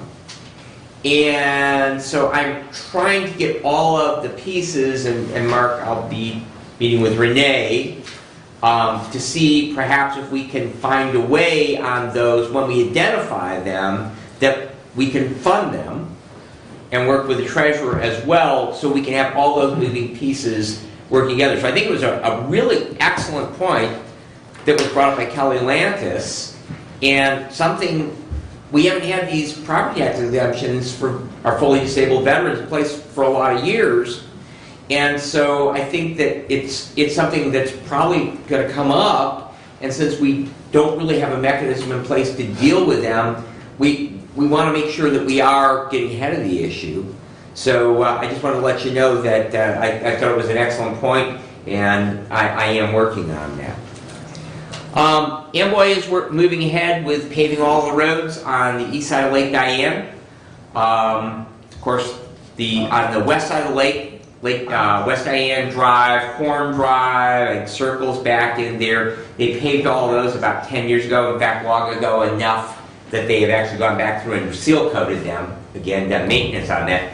But on the other side of the lake, those are all dirt roads, and it's kind of interesting because there's actually a private road that ties into. So Tyson Trail is not a county road, it is a private road maintained by the property owner. So when you come in off of Territorial Road from Anchor Point, you have a small section of county road on that end, and then you have East Diane Drive coming in from Harmon Road, but then you have Tyson Trail that ties those two things together, and so that will not be part of that project. However, they're bored because the people who are paying out a lot of money, well north of $1 million to pave those roads, because they're going to be done by special assessment. The property owners are paying for that. They want to be able to drive to pavement, and Harmon Road isn't paved, so it looks like the Amboy is going to cover the cost of paving Harmon Road, and the Road Commission is going to, as their match for that project, they're going to widen it, do all the ditching and all the prep work, and then there will be a private contractor, Gherkin Paving, that will come in and do the paving work on that. So look for that to be happening this summer, and that will, very honestly, I mean, it'll be very nice for the property, but it'll also increase the property values down that side, make those lots on the east side of the lake a lot more desirable because they'll be on a paved road. Woodbridge Township did have their annual budget meeting last Saturday, and they got their budget done. And as of note, Jefferson Township, which I believe last year they adopted a marijuana ordinance allowing for both medical and recreational facilities, but they had not previously, as part of that, allowed for dispensaries. They did change their ordinance tail end of last year to allow for a couple of dispensary licenses, and they will have their first dispensary opening up sometime this summer. So it will not just be Camden and Reading over on the west side, but Jefferson more in the center of the county.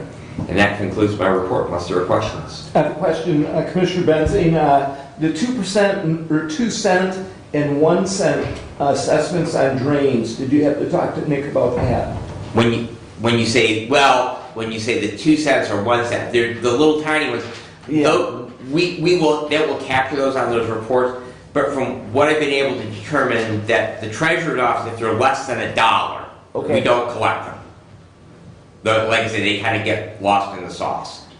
So, and I know we had actually this issue about small drain assessments and the cost of, because what the problem is, and as a township supervisor, I really became aware of this, is that churches, okay, they pay those drain assessments. Any other nonprofit, we have township treasurers that are mailing out tax bills for 75 cents. So they put a 55 cent, they have to print the bill, they have to, so we've actually had township treasurers who will take the 55 cent or 75 cent out of their own pocket and pay that, rather than make their township pay the cost of mailing it, and then somebody cutting a check, they then have to account for that, and if they mail a receipt back, not all, like my township, Woodbridge Township, we have a policy there that if you want a receipt mailed back to you, you have to include a self-addressed stamped envelope to get a receipt back. Or they'll email it back, no charge to you. So, but there's a cost involved in that, and so you're right, we do have it. That's kind of a separate issue of those little tiny drain assessments that we're mailing out. And when I looked in that several years ago, it's really something that's going to have to be addressed at the state level to fix that, where we can blend that in. So if there is an assessment that's, say, less than, you can pick whatever number you want, $2, $1, whatever, it just gets blended back into the entire district, so we don't have those fractional cents. So as an accountant, you probably are well familiar with fractionals, and that's really what it is. So, but good, thank you. Anything else for Brad? Okay, thank you. Moving on to Mr. Ingles. We have judges here today, Judges Stuyvesant, Bianchi, and Lisney, and I would ask, now is a great time for a comment, because we will be discussing the floor plan here in a few minutes. So I ask for your comments.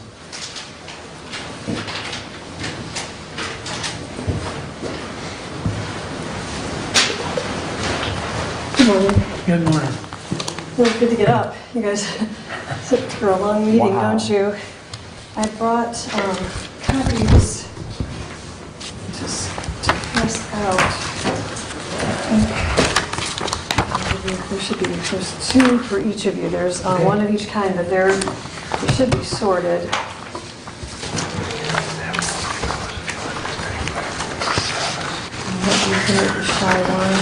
Let's see that page. There might not be enough to come around. This is what you had emailed. I'm not sure if you have those or not, it's possible. If you have that one and then one that looks like this, you got those. Yeah.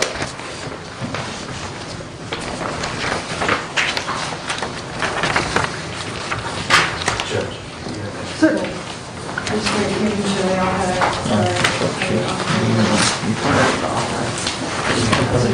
Thank you. I know I killed a lot of trees.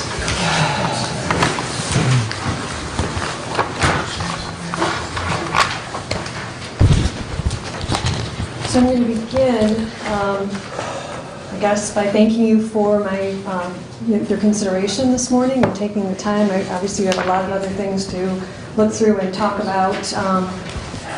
I can't apologize for the passion that I have for our court system and the system of justice in America. There's no question that that's what I'm passionate about when it comes to what we all do. And I'm fortunate to be able to have the living that I make be in that capacity. For those of you that don't know me, and I know many of you do, I'm Circuit Judge Sarah Lisney. I ran unopposed for this position last fall. I've been in the position for less than 90 days. So I'm an experienced judge, but new to the circuit position. 3 of you are similarly situated, and so I think we can relate to that. Commissioner Benson, you're in a little bit of a different position because you were here and then left, but coming back, and Commissioner Wiley has been on the board for my entire tenure. As you most of you know, I'm Judge Smith's successor, and I'm striving to carry on his tradition of excellence. Many of the notes that I'll be referencing, he participated in. I've practiced law for 31 years. Last year was my 30th anniversary. They recognize those things in law practice. I was in private practice and primarily litigated. I was a litigator for 24 years. I've been in my job now as a judge for 7 years, as you know, the last 90 days just as circuit, but before that, 6 years as the district court judge. So uniquely, I think I'm the first judge to have sat in 2 different judicial positions in this county. I'm not alone in this. Judge Bianchi and Judge Stuyvesant have similar backgrounds. Between us all, I hesitate to say how many years of experience we have. Judge Bianchi and I are at least willing to add ours together. She has 36 years of practicing law, so between the 2 of us, we're at 66 years of doing this. We do this to serve the public and because we love the law. We know how courts work, how dockets are managed, how people, the public we all serve, use the courts, and why we need them to be effective and appropriate. Now, I've been chief judge of the courts since 2018, and for those that aren't familiar with that, our Supreme Court has designated within each set of courts that one judge has certain duties above and beyond the other judges. But the plans for the courthouse go farther back than that, and part of what I wanted to do was to go into a little bit of why I sent you those emails last week that kind of went on and were lots of attachments, one after another. Frankly, twice now, we have thought that these issues were completely resolved, completely vetted and resolved. Once in 2017, where final plans were drawn up, and that's the first set that I gave you. And then again, later in 2018, and that's the second set of plans that I've given you. I can tell you, after each time when I thought we had a resolution, there was collaboration, and frankly relief when we were done, that we could go back to our day-to-day jobs and just focus on that and know that this was an issue that was taken care of. My hope has been that we are still in that place from 2018, and I apologize for taking your time if we are not, but I'm concerned that we may not be. And we spent months, both times, in 17 and in 18, working with experts. Jim Inlows from the State Court Administrator's Office has, as his unique role, the job of talking about the planning and design guide for trial court facilities. Now, I bothered to print this yesterday. I double-sided. I tried to not use too much paper in doing this. I forwarded you a link to this in those emails that I sent. I don't know, I can tell you I haven't read it cover to cover. I've skimmed it, I've looked through the sections that I'm interested in, but it is critical.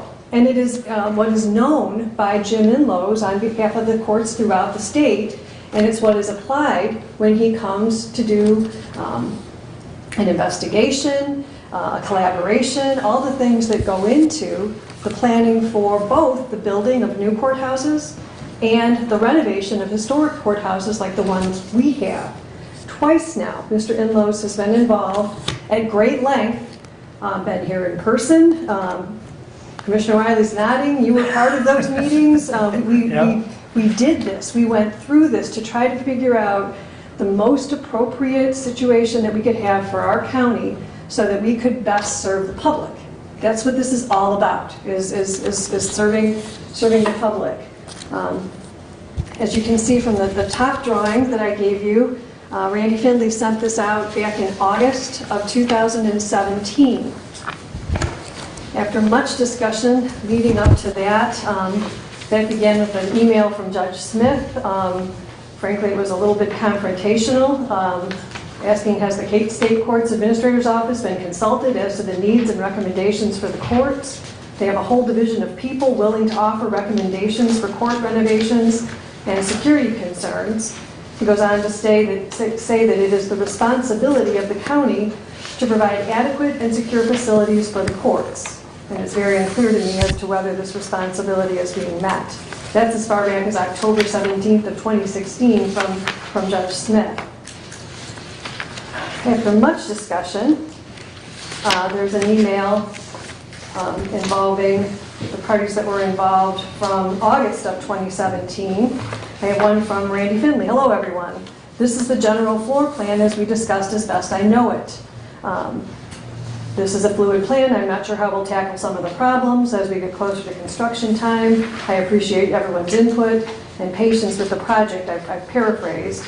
But essentially, it's this diagram that you have in front of you, which, if you're familiar with the courthouse, it's divided into floors. There's a first floor, a second floor, and then the third sheet is the basement floor.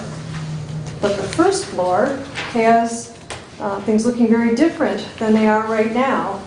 It has the actual district courtroom moving to the treasurer's office.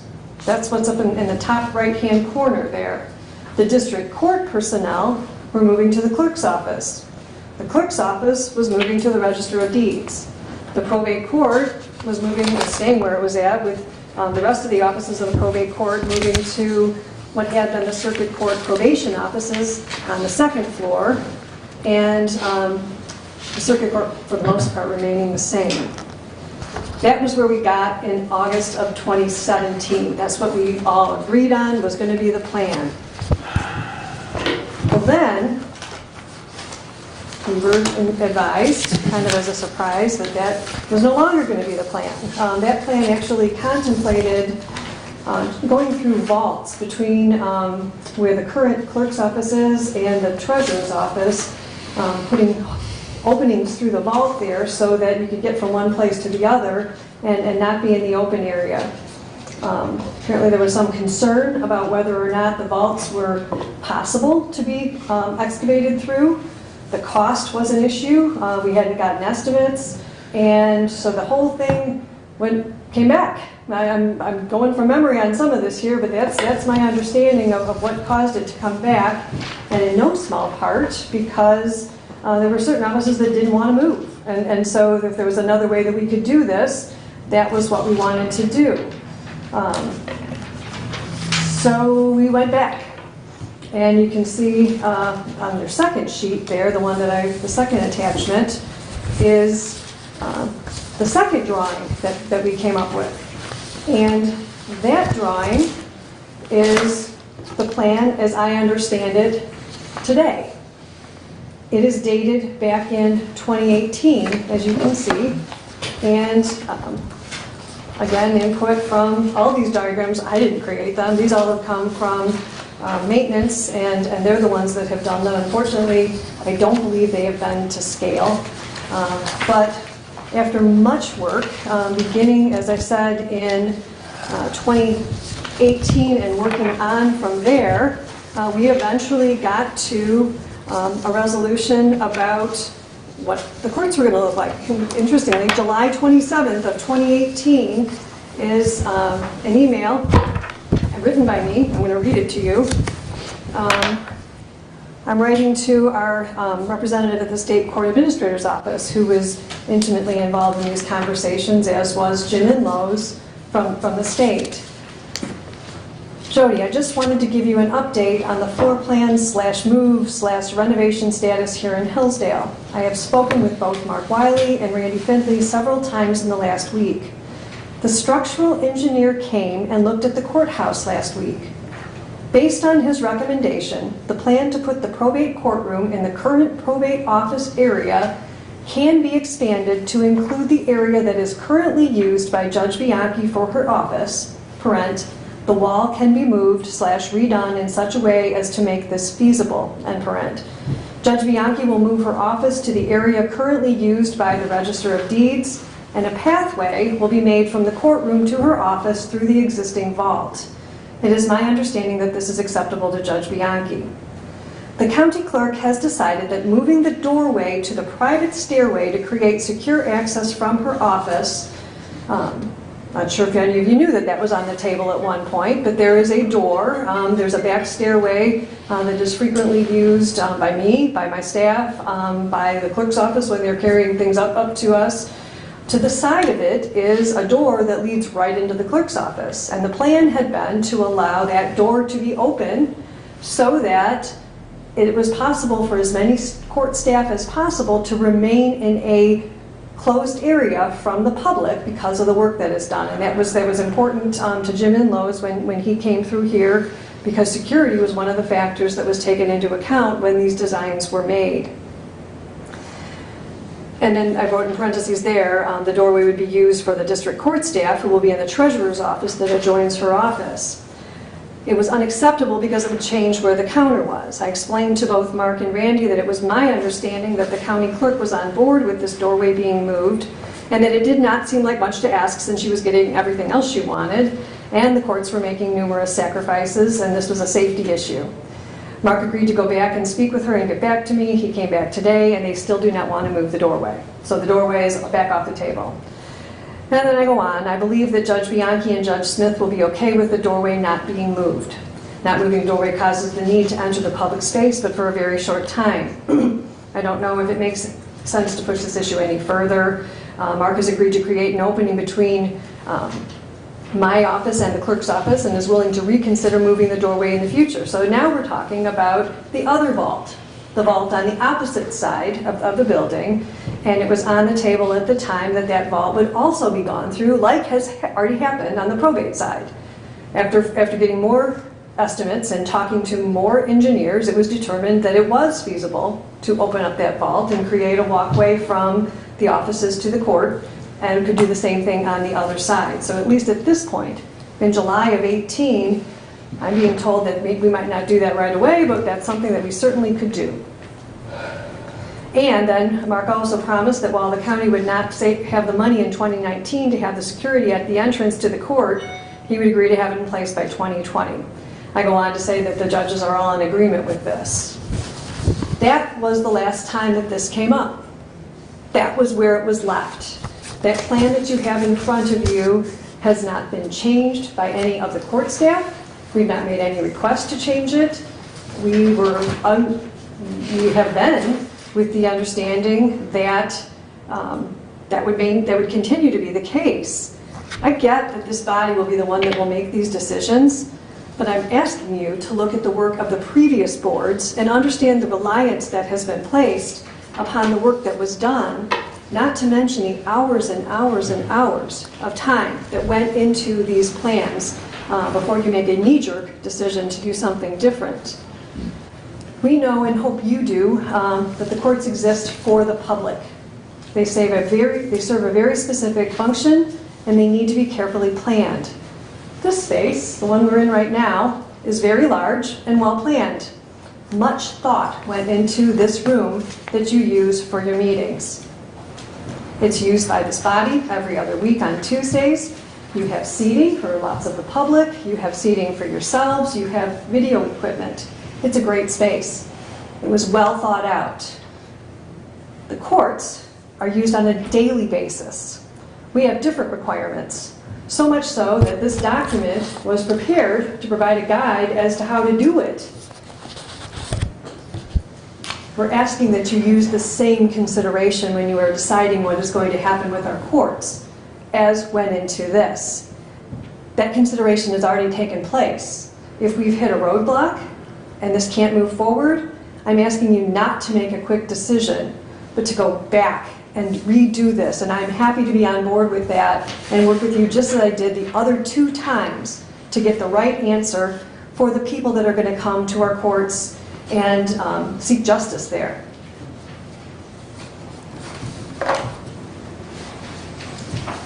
I guess that's what I had to say. I'm also here to answer any questions that any of you had. I know I've spoken directly with many of you. Commissioner Leininger, you and I have not yet spoken in person. I'm happy to answer any question that you have about any of this. My time is yours. I am committed to a good result for the courthouse. Correct me if I'm wrong, Your Honor. But I think in recent discussions, about 90% of this is okay. The main issue is the probate courtroom. Is that my understanding? That is correct, and I guess I'll just be really specific. It's hard to address something that hasn't been brought up to the board yet, and so I apologize if I'm going to say something wrong that you are not planning to say. But in my conversations with Commissioner Ingalls, it's my understanding that he is going to present to you today 3 options for that probate courtroom. 2 of those options are not feasible. And I've asked him to present it that way. 2 of those options are simply not feasible. One option isn't feasible because it can't be done. Engineering-wise, it can't happen. That's one has to get thrown out for that reason. The second option can't happen because it does not create a space big enough to be considered a court. And I think Judge Bianchi is going to address some of the size constraints that we have.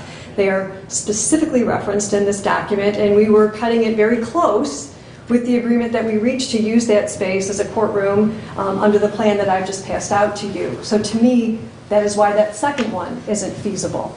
The third one that is there that has the half wall that looks exactly like the drawing that I've given you from 2018, that is feasible. And if that one is not feasible, the other feasible option is the first drawing that I gave you, that we started out with and moved off of as time went by. It's a long answer to your question, sorry. That's fine. Anything else? Anything else for the judge? All right, thank you. Okay, we'll start. Thank you.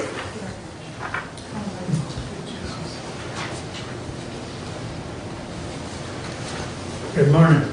Good morning. I'm going to stay real short for lots of different reasons. Number one, I think Judge Lisney did an absolutely superb job presenting. She was concise, she was to the point. The courts do need to be a place of respect. The courts and the law enforcement is what keeps society in check and balances people's rights. When someone walks in this door, they know that this building, as Judge Lisney has indicated, lots of thought went into it. The same needs to be said for any of the courtrooms in our present facility. When you get a chance to look, I think Sarah said she was being very thoughtful and conservative. I didn't do what she did. I printed it off on single pages.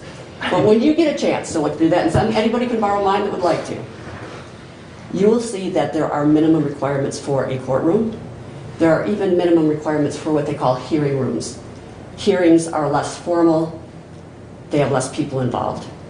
In my court, I do neglect and abuse as one of the things I do. And in neglect cases, we often will have 4, 5, even 6 parents involved in one family. And I know that that sounds a little unusual, but because of marriages, divorces, whatever, the family dynamic, there are lots of parents sometimes involved in one case. If I have 6 parents in one case, I also have 6 attorneys representing each one of those parents. I also have the court staff, and I have the service providers there who can talk about what is being provided to the children involved in that case. As you can see, that means a lot of people in a courtroom when you just have what they call interested parties, the necessary parties present. The courtroom that is being proposed, that is the smaller courtroom for a probate court that does not include the area and the space where my chambers are, my office is not sufficient for my families, the families that come before me seeking the court's assistance or required to be in front of the court because they need the court's assistance. That room is not big enough. In fact, even with the expansion into my chambers, it does not meet the minimum square footage for a hearing room.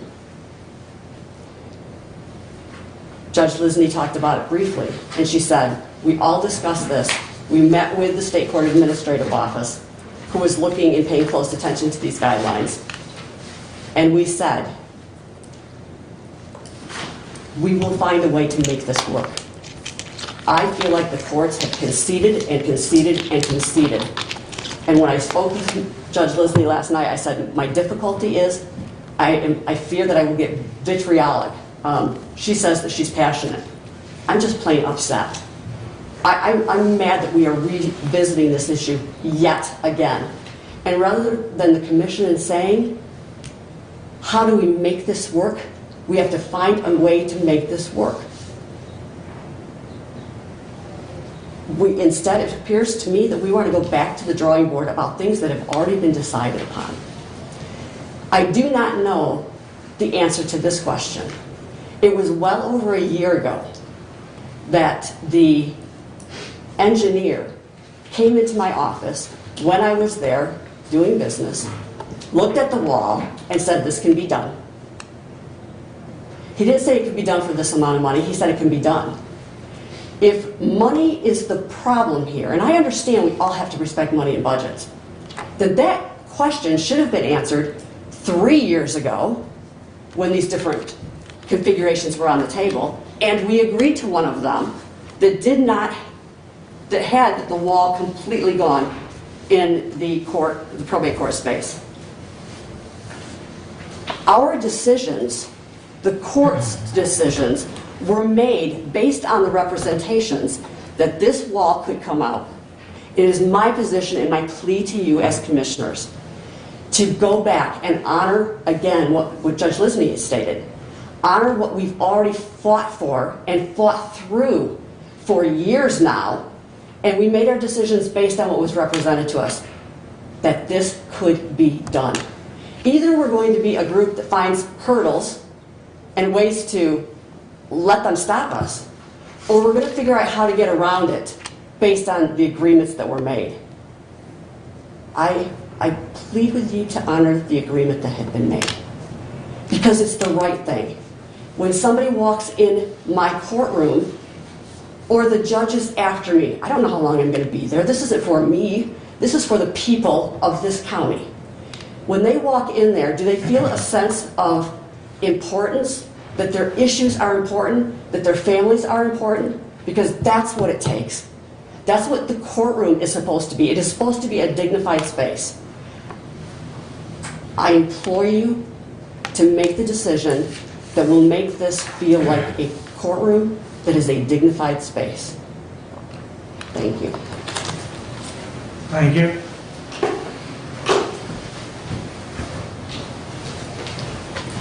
Good morning, Honorable Board of Commissioners. We have a busy and long meeting today. My name is Judge Stuyvesant. Most of you know me because I've been employed with this county forever. I have practiced law solely in Hillsdale County since I passed the bar in 2004, and I even worked here before that as an intern with the prosecutor's office. So I have a unique perspective in that I have practiced in every single courtroom and been able to preside over cases as the district court judge as of recent, and as the family court referee, Tim Dixon holds that spot currently. Starting when this project began, I think that the goal has been, correct me if I'm wrong, progress here in Hillsdale County, making sure that our court system, that our judicial system is accessible to the public and that we've been able to keep up with the times. I think one of the things that has not been mentioned yet, and I don't know if the public is aware of this, and some of you may not be as well as you're newer to the board, when this agreement was made that the courtrooms or the courts would all be in this one building, we have given up access to one jury room. Right now, we have 2 courtrooms where a jury can occur. Going to our present plan, we all understood that we were giving up accessibility to one of those. There's now only going to be, no matter what we do, one courtroom that houses the capability of having a jury trial here in the county. I can tell you right now that my backlog is at least 30 jury trials that I'm behind because of the current COVID pandemic, and that doesn't count the fact that every week people exercise their right and request another jury trial. If we are not able to make the probate courtroom that Judge Bianchi is going to be utilizing into an actual courtroom where people can be represented, those 6 parents, those 6 attorneys, the guardian ad litem, all of the interested parties, including the social workers and the general public, who has a constitutional right to enter the courtrooms and view what's going on in each of those courtrooms, then we're going to have to figure out a place to hold those hearings. The district court doesn't have a lot of available time to allow the probate court to come in and utilize their room. The circuit court doesn't as well. We're already going to be on a time frame in terms of when these cases can be heard. Access to justice is important to me, and I have significant concerns that if this courtroom, if the wall stays, it's not going to effectively be a courtroom. We're going to have a lot of hearings of Judge Bianchi's that have to be held in the district court that won't have time or the room, and the circuit court that won't have the time or the room to accommodate them. If we were simply building a hearing room for Mr. Dixon to hold a hearing on a juvenile court case, or the front of the court to hold a mediation, this would probably be an effective and efficient manner to conduct business. But we've already lost the capability of having a jury trial. Now we're going to lose the capability of having another large hearing, and those happen on a regular basis. I want to implore you to take those considerations into mind as well in terms of accessibility to the public and your constituents' availability. I will tell you that there have been times since I started here, specifically when I was a referee, and most of you, I know Mark Wiley has come down to that courtroom. That's a courtroom. It is an office with not a lot of room that operates as a courtroom. The public has a right to come to those. We don't have space for them. So then I'm put in an interesting position. Well, who do I tell to leave? Who do I tell there's not room to be there? They all have a right to come in there and watch those hearings. All of them. And we can say that there's Zoom availability, and I think that that may be the case, that these things can be broadcast and that there's YouTube availability for them, but that doesn't circumvent or that doesn't override the fact that the public still has the right to come into a courtroom during a hearing. Just take those things into consideration. I thank you all. You're making certainly very difficult decisions here, but I would ask that you keep the county, the community, and the judicial system at heart when you think of those. Thank you. Thank you. Tim, Mr. anything? Dixon. Yes, I'd like to. Okay. Thank you. All three judges have done a fantastic job explaining the position. I've also practiced in all three courts. I have some understanding basically of the amount of people that show up for different types of hearings. Judge Bianchi is correct, those abuse neglect cases have quite a few parents and attorneys that show up. In addition to that, a lot of the estate matters, when there's contention going on, has large amounts of family members that show up and multiple attorneys. Sitting here listening to everything all the judges have said and looking at this building, I'm thinking if this wall is not able to be brought out, perhaps you ought to move the upper offices from this building back to the courthouse and put the courts in this building where proper planning can be done. The expense that I understand about removing this wall wouldn't be any greater than moving the courts over here where they can't have adequate space. You've been asked to give it thought, not just make a off-the-cuff decision. And so that would be one of the things I would ask that you consider if this plan can't be followed. Thank you. Thank you, Tim.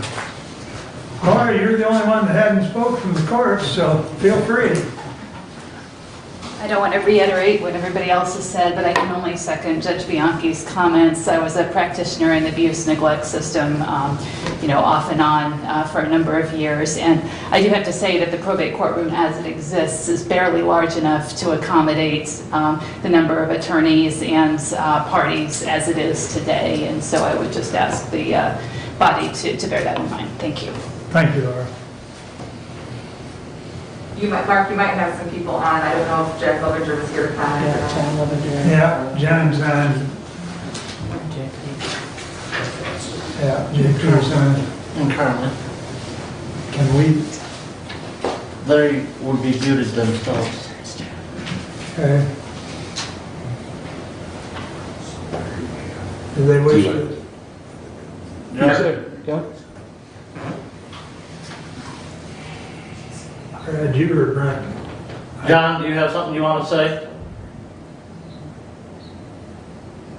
Oh, I can't tell if you're speaking to me. If you are, I just very briefly, I practiced in Hillsdale County for over 33 years. I practiced extensively in all three courts in their original configuration, which if we go back to the late 80s, before Judge Nye became the probate judge, the probate courtroom was not even the size of the current area where the probate administrative staff now sits. There was a small reception area, then there was an intermediate courtroom, and then to the north of that was where Judge Newcomb's office is, and that's still where Judge Bianchi's office is located. It's a very heavily traveled court, the probate court, because of the number of cases involving neglected children. And I can remember being packed into that small courtroom, and Judge Newcomb's bench was literally made of paneling. And it was really not a respectful space. There was not enough room for all the participants. And if we had to have a jury trial on an issue of jurisdiction, we had to use the circuit court, which wasn't always available. And if we had to have a termination case, which involved a lot of witnesses and parties' absolute right to hear every witness and confront them, we would have to use what was then the commissioner's room and is now the probate courtroom. I would agree with what's been stated by Judge Lisney and Judge Bianchi. It seems like this matter continues to look like it's resolved, and then there's new proposals made which don't appear to take into consideration what the actual needs of the courts are. So I would ask you to listen strongly to the judge's recommendations. Thank you. Thank you. JP or Carly, either of you have a comment? Hi, good morning. Well, I think we're almost the afternoon now, unfortunately for you folks. I just wanted to reiterate my agreement with what's been stated already. I think it's important to consider when we're looking at these cases that the people that pursue them on a daily basis, you know, their opinions should carry some weight. Just like you look at any other profession or other area, and it gives some weight to the people who do that profession or do that job every day. I personally love our historic courthouse. I think it's fun time. One of very few left in the state of Michigan. So I appreciate the efforts that have been made to keep this character, to work through these plans. And I would reiterate the request that we take some thought and we make this work rather than doing some quick, simple fix as far as this court is concerned. I would ask the commissioners to consider really the idea of the public. In representing clients in these courtrooms, I don't know if you can fully appreciate how stressful it is for people to come to court. They come with high emotions, they come with a lot of tension. It is not a place for people not to spend their time in these courtrooms. And if they are then crowded together, or if they are like they're limited to coming because we don't have enough space, we're adding an additional hurdle to the public. And I think Judge Stuyvesant's point is well taken that accessibility needs to be a consideration because truly our concern needs to be allowing access to justice for the public in the best way that was possible. So I would just ask commissioners to respectfully consider the opinions of the judiciary, of the private practitioners, to spend their time in those courtrooms day in and day out. Because I think that those people really have better perspective on how the courtroom will best work and will best serve the public. And I appreciate your time this morning. Thank you, Carly. JP, did you want to comment?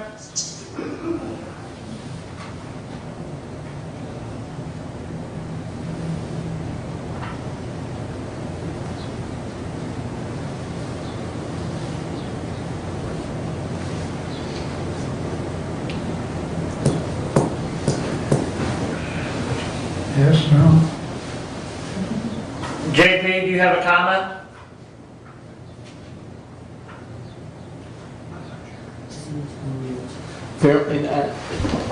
Well, I have the experience of operating in other probate courtrooms in the county that I worked for. And I just have to say, when I came to Hillsdale County, I was really impressed by the courthouse. It is absolutely a gem. And I asked the commissioners if they can you hear me? Yes. Yes. I asked the commissioners to consider the investment that the citizens of Hillsdale County originally made in the courthouse.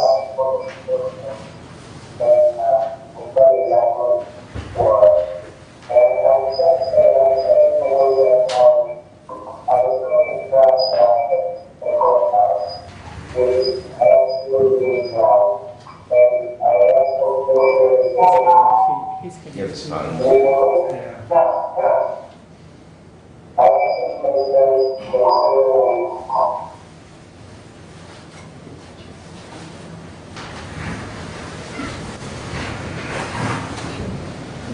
Sounds like my phone conversation.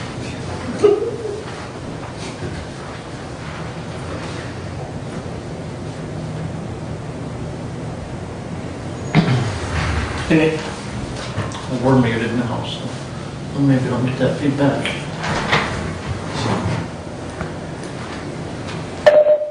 want to continue?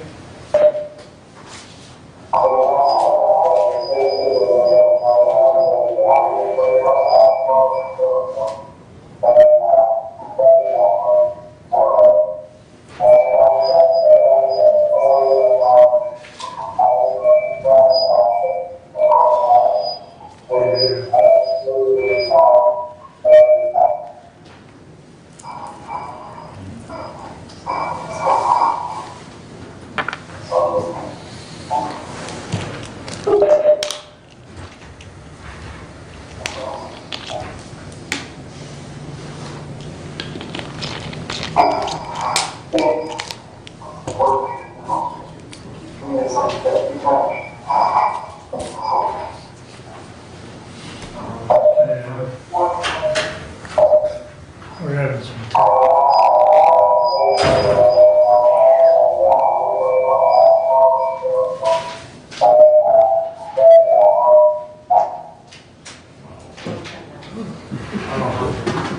And JP, I don't know if you can hear us, but we're getting a lot of feedback, so we fixed it, we caught some of it.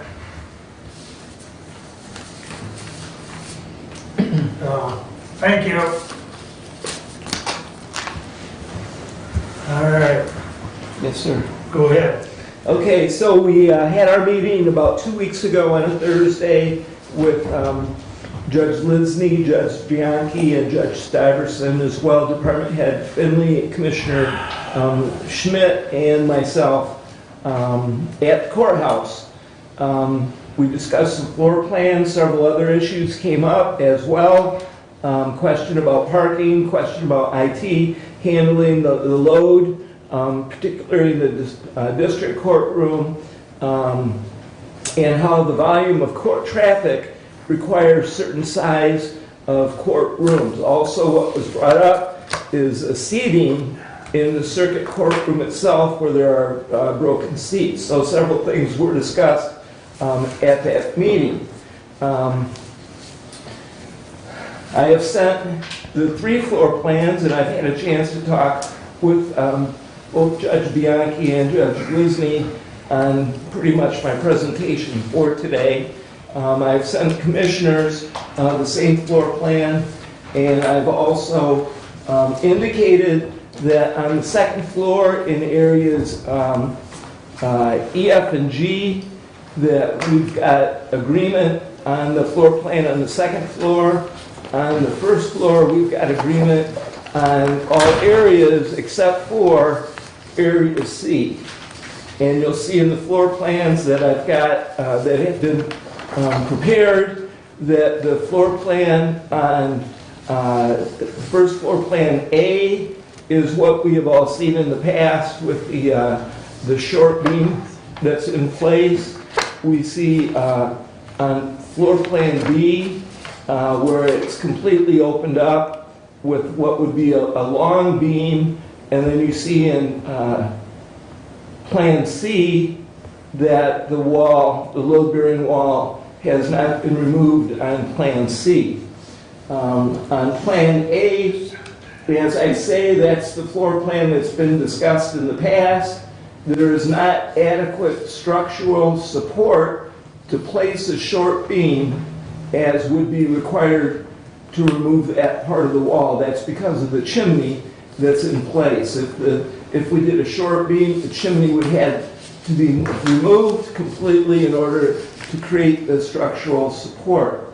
On plan B, the open floor plan, you'll see that with that we would need to create temporary support, remove load-bearing wall, remove chimney, remove beam, replace with a 2-piece beam that would be assembled and welded on site.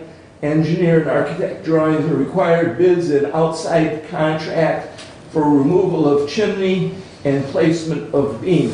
This is the floor plan that meets the probate court standards of capacity and safety as requested by Judge Bianchi.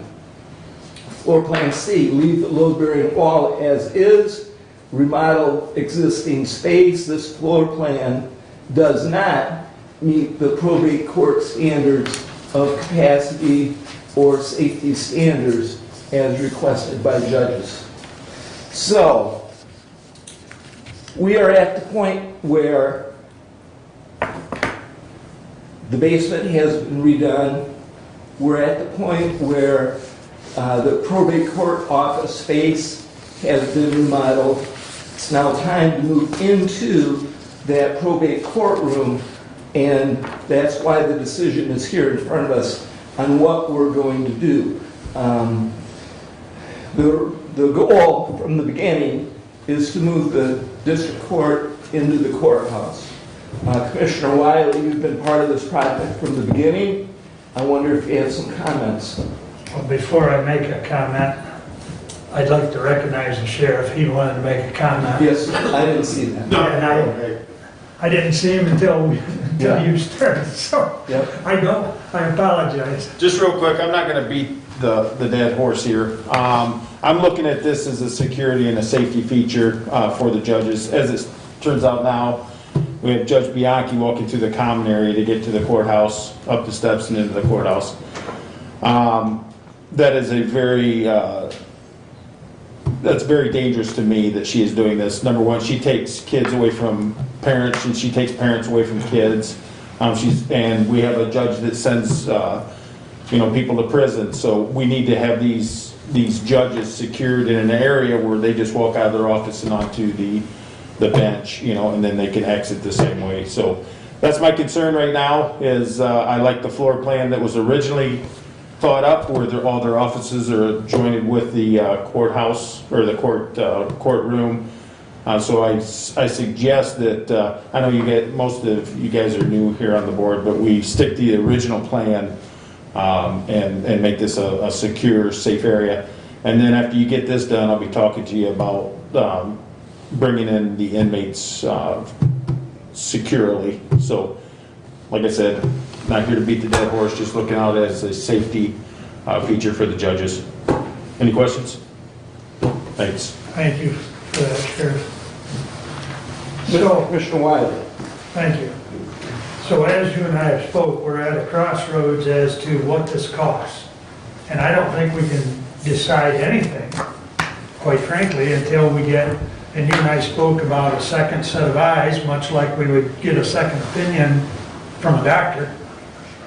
So we get a second opinion and we get a cost before we can do anything further, with in mind that at the very least, we look at the 2018 drawing, which is still a short wall, but we may or may not be able to do that, but that's that second opinion that we need so dearly to make the decision. So you asked for my comment. Yes. I think that's where we're at, is we need that second opinion, second set of eyes from an engineer standpoint, and we need a cost. So. Thank you. So, Commissioner Benzine, you're the court's representative as commissioner with your committees. I wonder if you have some input. So, thank you, Commissioner. The very first thing, since we do have the judges, you kind of all changed a lot since when this building was purchased. And I recall either Judge Bianchi or Judge Lisney spoke prior to this board being convened with the last board when this issue was discussed. I want you to know that I was the person that actually brought forward the idea of purchasing this building from the company that used to own the Hillsdale Daily News. And my vision at that time was actually to make this a courts building. I want you to understand that history. There's 24, 26 parking places out there, and having been involved in the security and personal protection community, I understand intimately the issues that you as judges face. So I just as an editorial comment, I used to watch Judge Sanderson, where he parked his car and where he walked, and I could set my watch when he would walk with his gallon jug of water. Judge Sanderson was not secure. Judge Smith, however, would not only drive a different car, he would park it in a different place. So you didn't know where the judge's car was parked at. So I made those observations, and I get it. So Brad's vision was that we would purchase this building and we would move the 3 courts in this building, and we would fence that parking lot and have a secure area where you could exit your vehicle, that envelope of your vehicle, and walk securely into this building. We also had a loading dock down at the end, and Sheriff, it would have made a beautiful sally port. We actually could have had car pull up, just like they do at the Sheriff's Department, door go down. Those prisoners could have securely been brought in this building. However, before that plan ever got beyond the idea of buying this building, it was quashed by Judge Smith. He was not open to the idea of bringing the courts and leaving the historic courthouse. So, I just want you to understand that from my perspective and hear that history that you may have not. So, we bought this building and we moved the county offices over here. And we need to get out of that courthouse anecdote. That is a money pit. When we put a roof on it, when we did the HVAC over there, that place is a money pit. And we do, just from the purposes of security and everything else, we need to get the courts into their own building. And I would add to that, I would very much, myself, can't speak for anybody else, I would very much like to, and my vision would have been that the county clerk come out of that historic courthouse, because we have the public coming in and out of that for purposes that have nothing to do, you do interact with the courts when they come in there, but they also have a lot of other reasons that they go into that, and it would be much better served to be out of that building, so we could still create that envelope. The other thing is, and I spoke with Judge Lisney about this when she and I visited, that building has no other purpose than county government. There is no one on the planet that can afford to maintain and heat that building, and we want to have it there as the seat of our courts for the next 100 years. So I want you to fully understand that I want to do anything possible to preserve that building from a historical perspective for the people of this community, because it can serve no other purpose. There really is no other purpose that building can serve.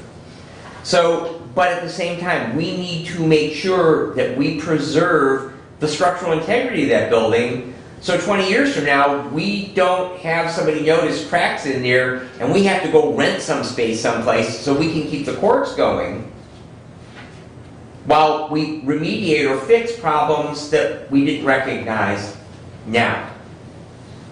So we want to proceed carefully as we move forward with this.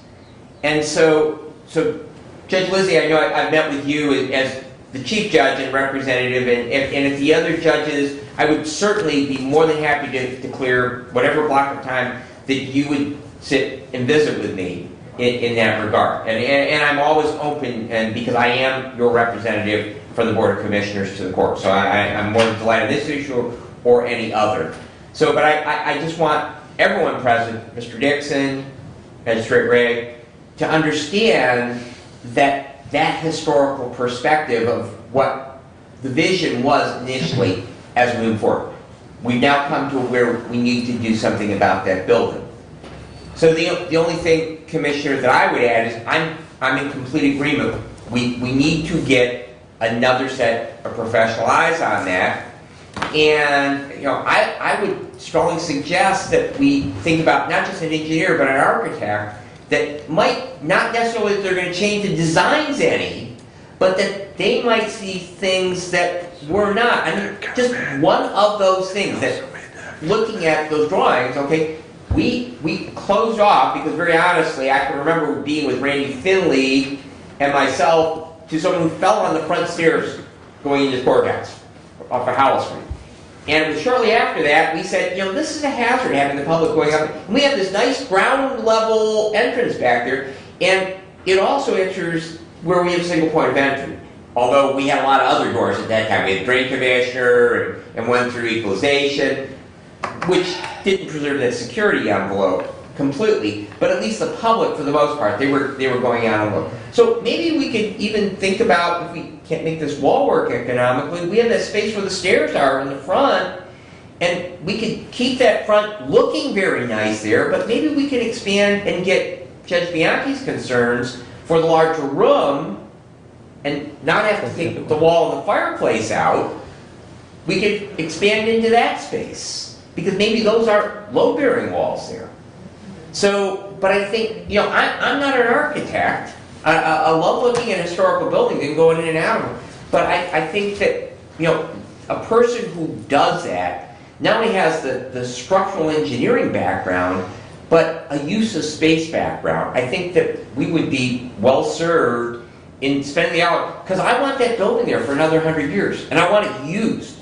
I don't want it where we're trying to figure out what we're going to do with it. I want it used, and I want to preserve it for the future generations here. Thank you. Thank you. Commissioner Leininger, you've had lots of information and brought to you right now, and you have sort of an independent eye because you haven't been part of a lot of these discussions. I'm wondering what comments you might have. My concern is, and goes back, and understand that there, many years ago, was an engineer that was in and looked at the structure. And he said that this is doable, we can take this wall out. And in my profession, I'll never take something at the word on something like that. I want it in writing. Because if it's worth its weight in salt, they'll put it in writing, and their insurance will stand behind it if something happens to it. And I don't know if that was ever done.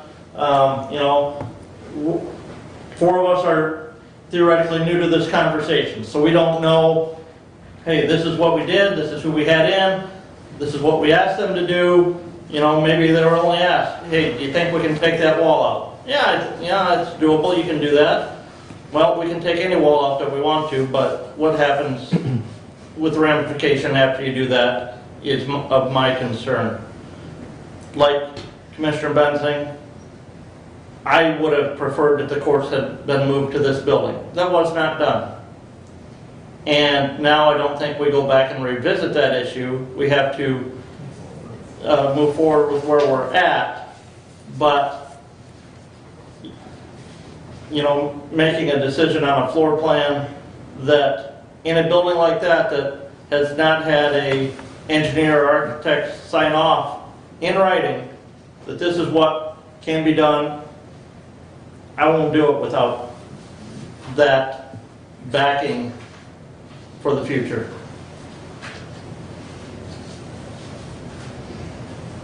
Well, hence my comment, we've got to get more information. Second set of eyes. Thank you, Commissioner. So, Commissioner Schmidt, now we're in the budget department as well. You've been sitting in many of the meetings that I've attended as well as the vice chairman for facilities. Any input from the budget angle? As already been stated, in order to make a sound decision, you need to know what the dollar figure is going to be for the removal of the wall and whether it's in the best interest of the building in removing the wall. At that point, then you can figure out within the budget how you're going to pay for it. If it comes in reasonable in a $12 million budget, you can find the money. The question is it the right thing to do for the building? In looking at the drawings that was presented today, the district court in the original drawing, that room was 19 wide by 27 long. That was 513 square feet. The unacceptable layout for the probate court would be 24 wide by 20 long. That's 480 square feet. So if 513 was large enough, probably not in the grand scheme of things, but was considered large enough, 480 isn't way off that number. Now, I'm not necessarily saying that's what has to happen. I just throw it out there as a thing to consider. Okay, so it's back to me, and I do have a motion if the chairman is so inclined. Please. I move to approve the hiring of an engineer to determine the feasibility and cost of removing the load-bearing wall and recommending structural changes to open up Area C.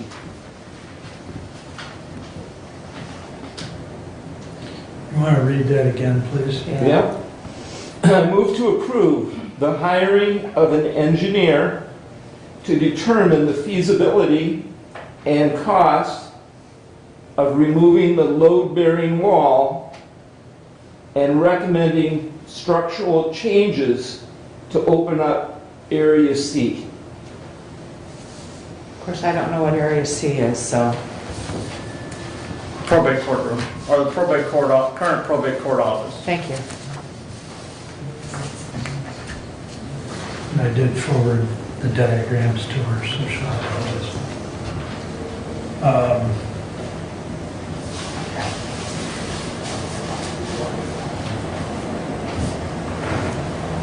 Do you want to specify who, or is that something you'll take up with Randy? Well, on a side note, and we can include this in the motion, I think an independent engineer would be the one, not Todd Bailey. Todd Bailey has seen the building previously, and I would like to have another set of eyes, which we have already discussed as well. Yeah. Well, that's why I asked that, because you and I Appreciate had it. talked about not being the same engineer. Appreciate it. So, okay. Do we have a support? Well, I can support it. I can't make a motion, but I can support something, which I'll do, so that we can discuss it further.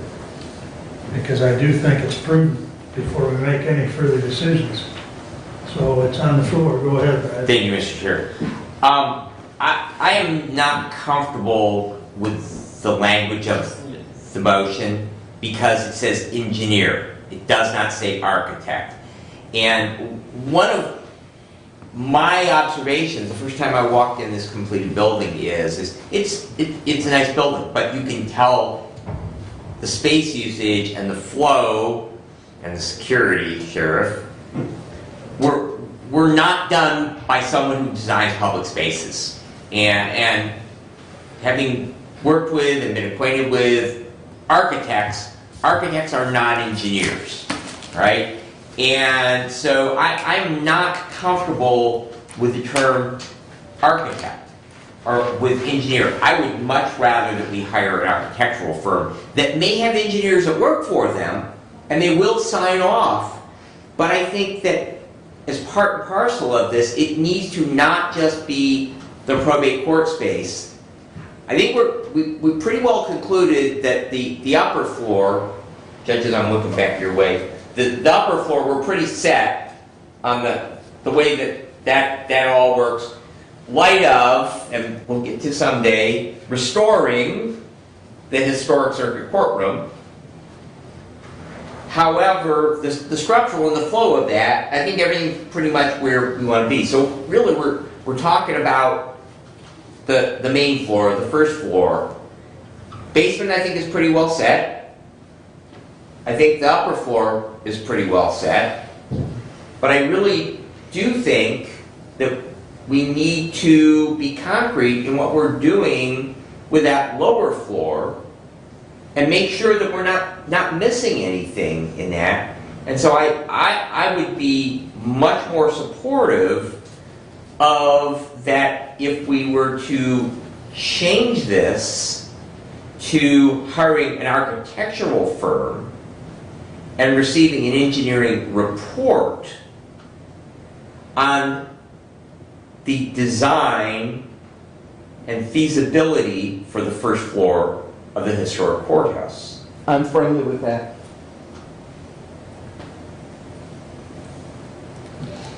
My concern is the word hiring, because I think we need to, because we can go out and Mr. Finley can go and hire any firm that he wants with that. And, you know, we can shop and get the price that we want and get that person to give us the answer that we want. You know, recently going through some personal refinancing, it's a blind contract as to who comes and does that appraisal. I would rather we ask for proposals from bids from architectural firms to come in and give us, and then we come back and we decide which one we're going to have do that. So bids rather than hiring. Yes. I'm friendly with that. So the, and I mean, if I may. And like I said, I would move that we amend the motion to strike the word hiring and insert. He was friendly with changing that to bids. I'm fine. Okay.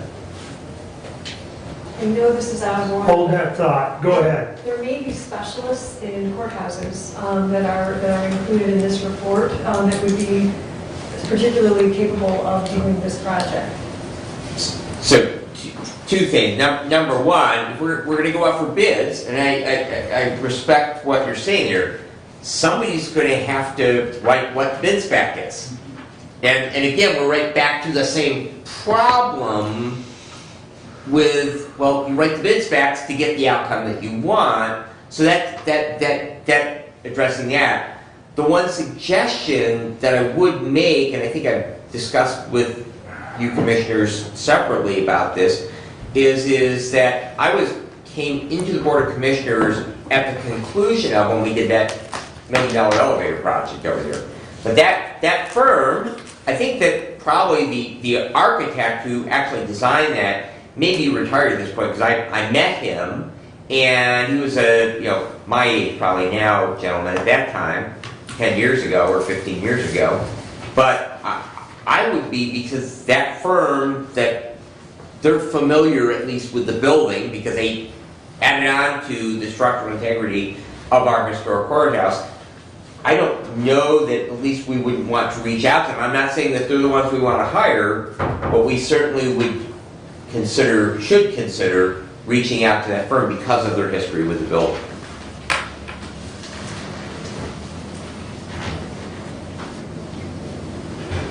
I'm okay with that. I guess the only other thing I'll say is something that Doug and I spoke about was there is engineer and architect within Folk Construction, and they're a local entity that I think they're as concerned about the community as we are. But that's just something that him and I discussed, is do we have them look at it? But, I'm not opposed to having the same firm that did that addition with the elevator. But, the point of the matter is we've got to have someone. So to me, whether it's called bids or hiring, the action plan is what we need. We need to find an architect, engineer. We need to get their opinion on whether this can be done and what the cost frame is going to be.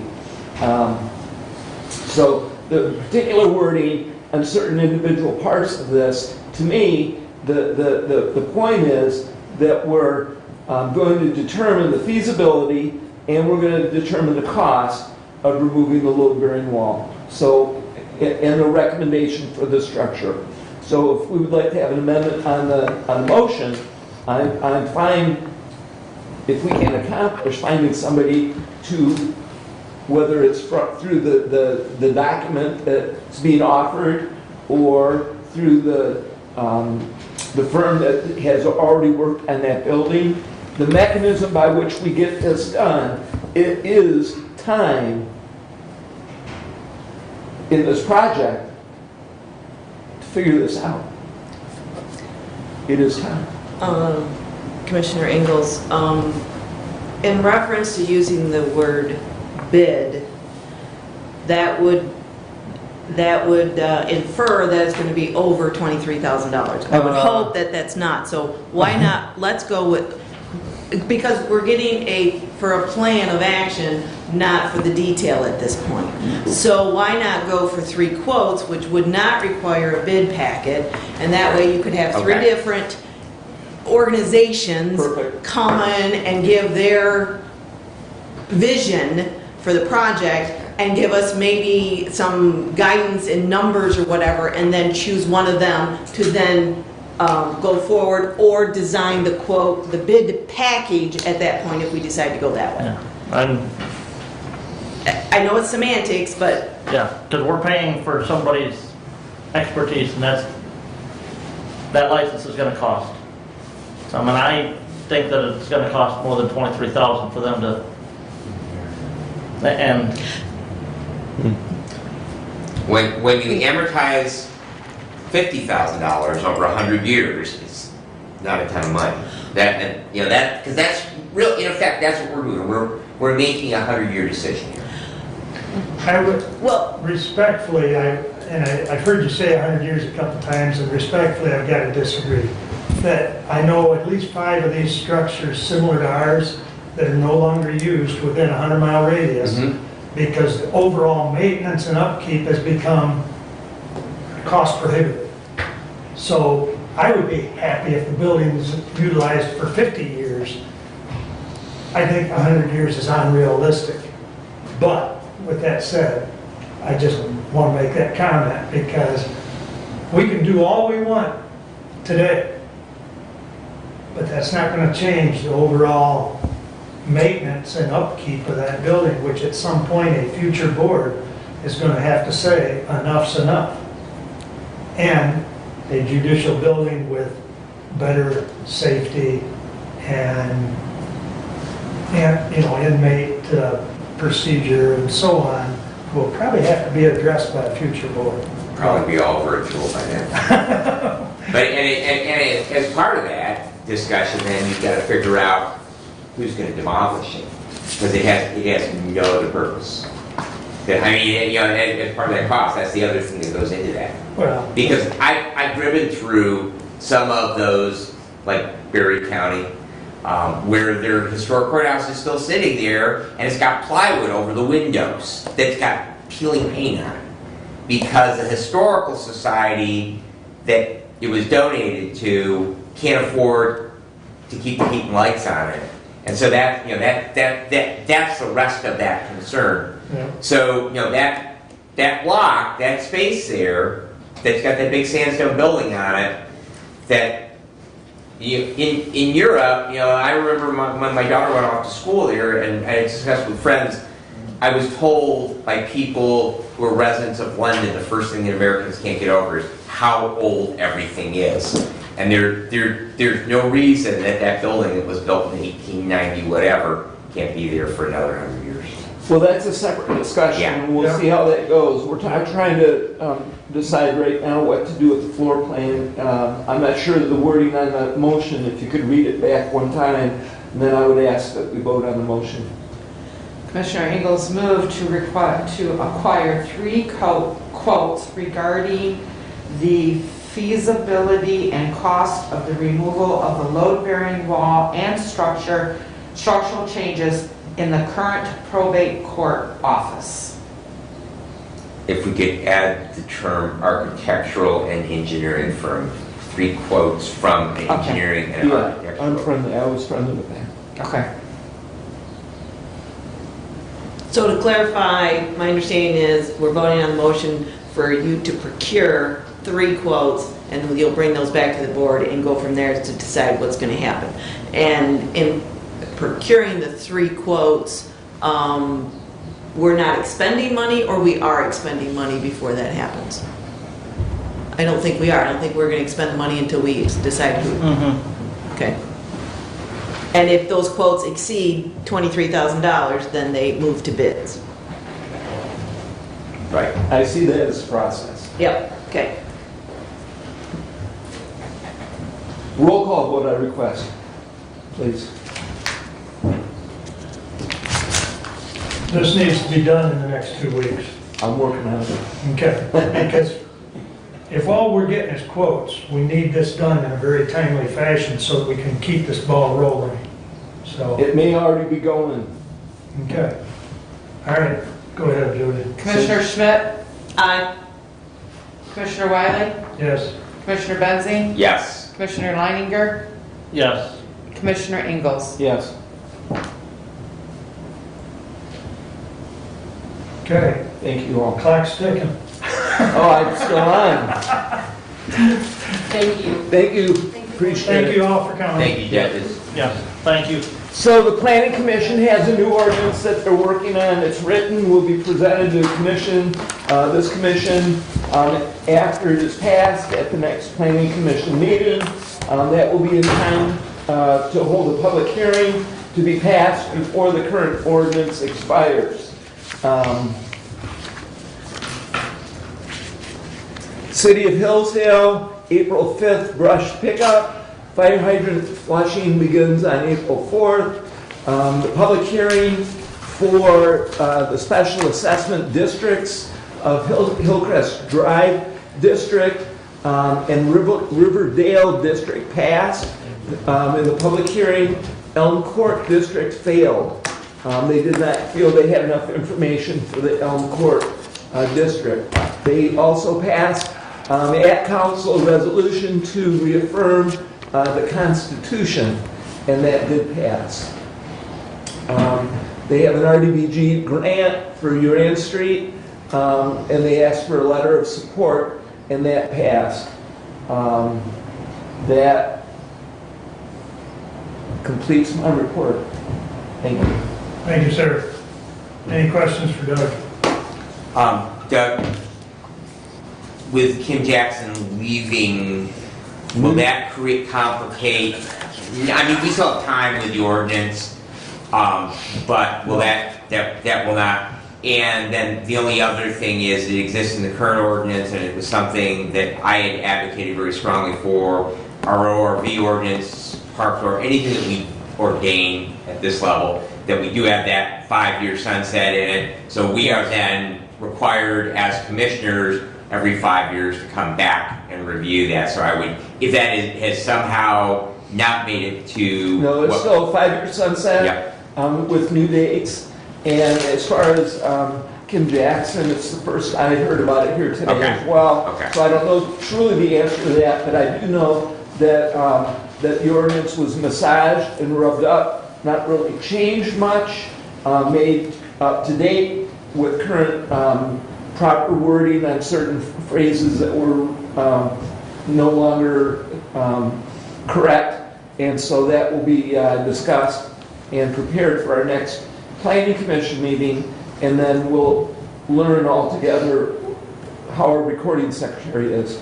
And do you know, because Parks Commission falls under your committee, I know former Commissioner Caswell, Senator Caswell, was working on that county recreation plan, and the discussion we had at Planning Commission was that that recreation plan would be included in the new county master plan. Do you know, will that be ready in time for that to be included? No. So that, the ordinance is separate from the master plan? Well, the master plan, though, the ordinance adopts the master plan. Okay, so we have not completed the master plan yet. Okay. That document will be an ongoing,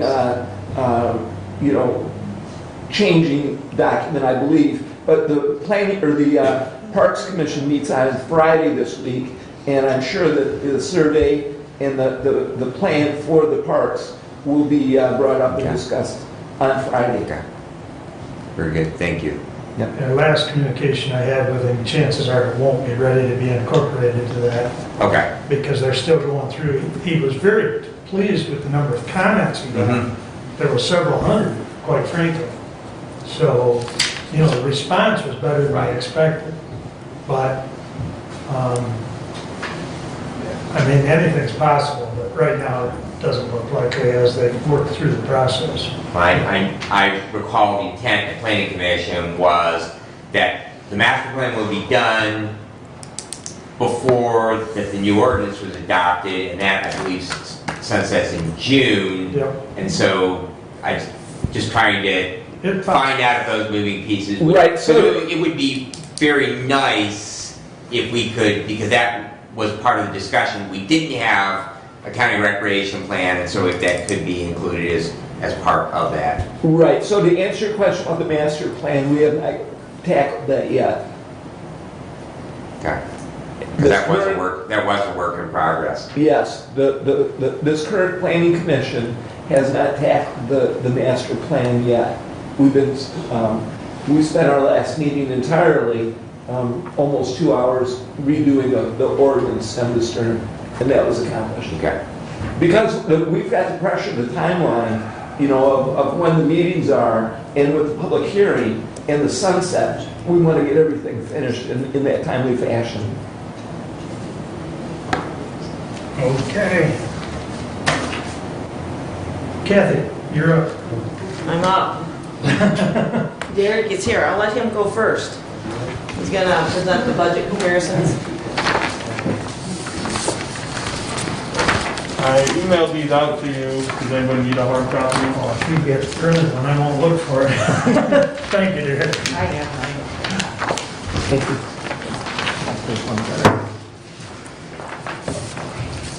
I don't need one, Derek, I don't need three. I got it here. I just wish you used bigger font.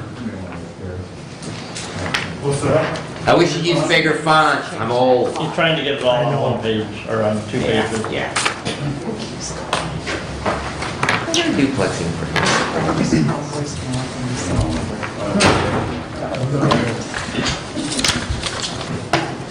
All right, I'll try to be quick. Just to go over a couple things again, at the top you see a number that says target percentage. All that is 2 divided by 12. So we're through 2 months, and I kind of use that as a gauge on spending, you know, what it would ideally be. But keep in mind that our spending is not it's not smooth month to month. You know, we have spikes, and those are the kinds of things I try to identify.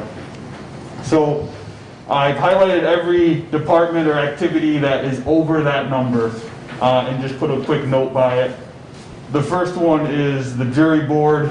That's pretty much all postage, and our postage meter gets loaded, you know, a couple times a year and spent down over the course of the year. So $1,000 was put on the postage meter in February.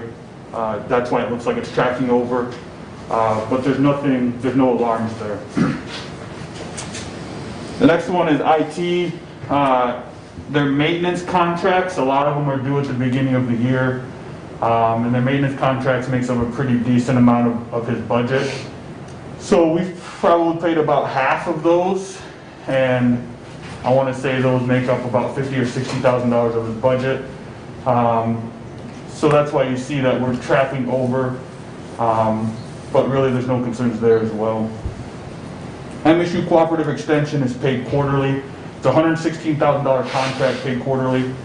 So all year long we pretty much look like we're tracking over budget because we pay those in advance of the quarter. So again, no concerns there. And actually, you know, depending on how long it takes them to replace their vacancy, there might be a little upside there too. Bus garage, it's pretty much all utilities. It's the building down here that houses the mechanic and some of our vehicles and our boats. And the refuse bill for December has not been accrued back to December yet. There's some accruals out there of things that were for December services that we paid for in January that need accrued. All of that stuff gets done by the time the auditors are ready to start looking at our books. Hopefully those will be done in the next week or 2. The elevator contracts, so we have elevator maintenance contracts for all the different buildings. And those, I think, I don't want to say the number because I don't remember off the top of my head. But the last bill never got split out to the different building locations. It all got paid out of one building. So it's just a matter of making a journal entry to split those to the buildings that they belong to. Because they bill us for all the elevators at once. They don't give us a different bill for each elevator. Does that make sense? Animal control had a one-time equipment purchase for a vehicle. And they do, or not for a vehicle, for vehicle maintenance is what I should say. I think that was a module that they had constructed to go in the back of the truck. Yep. And that will be covered by the current budget, so that won't be over budget. It just makes it look like we're tracking over. Health department is a similar issue as the bus garage, where the refuse bill needs accrued. And the medical examiner bill from December needs accrued as well.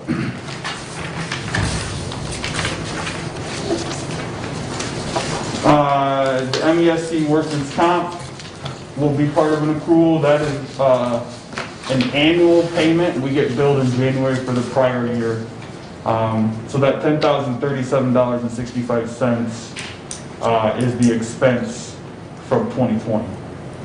And then lastly, contractual services. This is where we were paying for the screeners from ADA Security at the 3 buildings.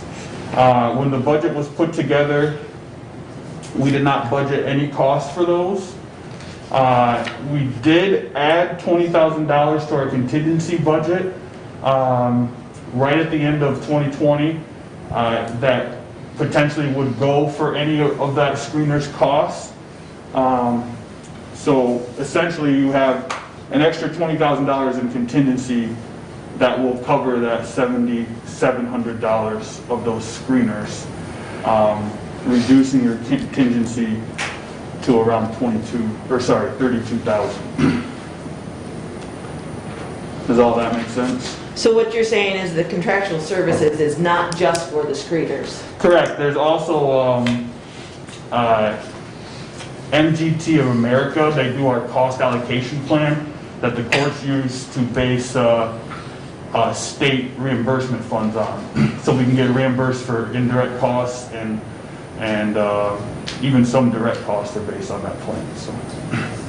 And the other thing is that when the commissioners decided to pay for the screeners through the end of January, we didn't actually move any budget monies to cover that. Right, at the end, well, at some point there will probably be a budget amendment to reduce the contingency and add it to the contractual services.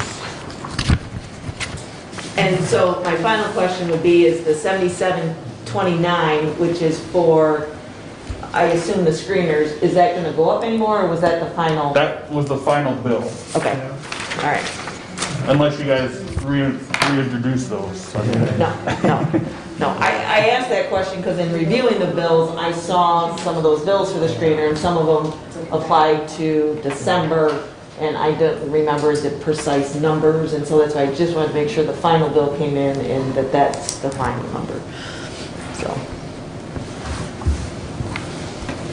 So unless there's any questions, that's all I have. And then my plan at the next meeting would be to also introduce special revenue funds through the first quarter of the year. And Derek, thank you for your report. Couple of questions. How are you coming on the audit for last year? So these accruals are all part of that. Okay. A lot of the prep work has been done.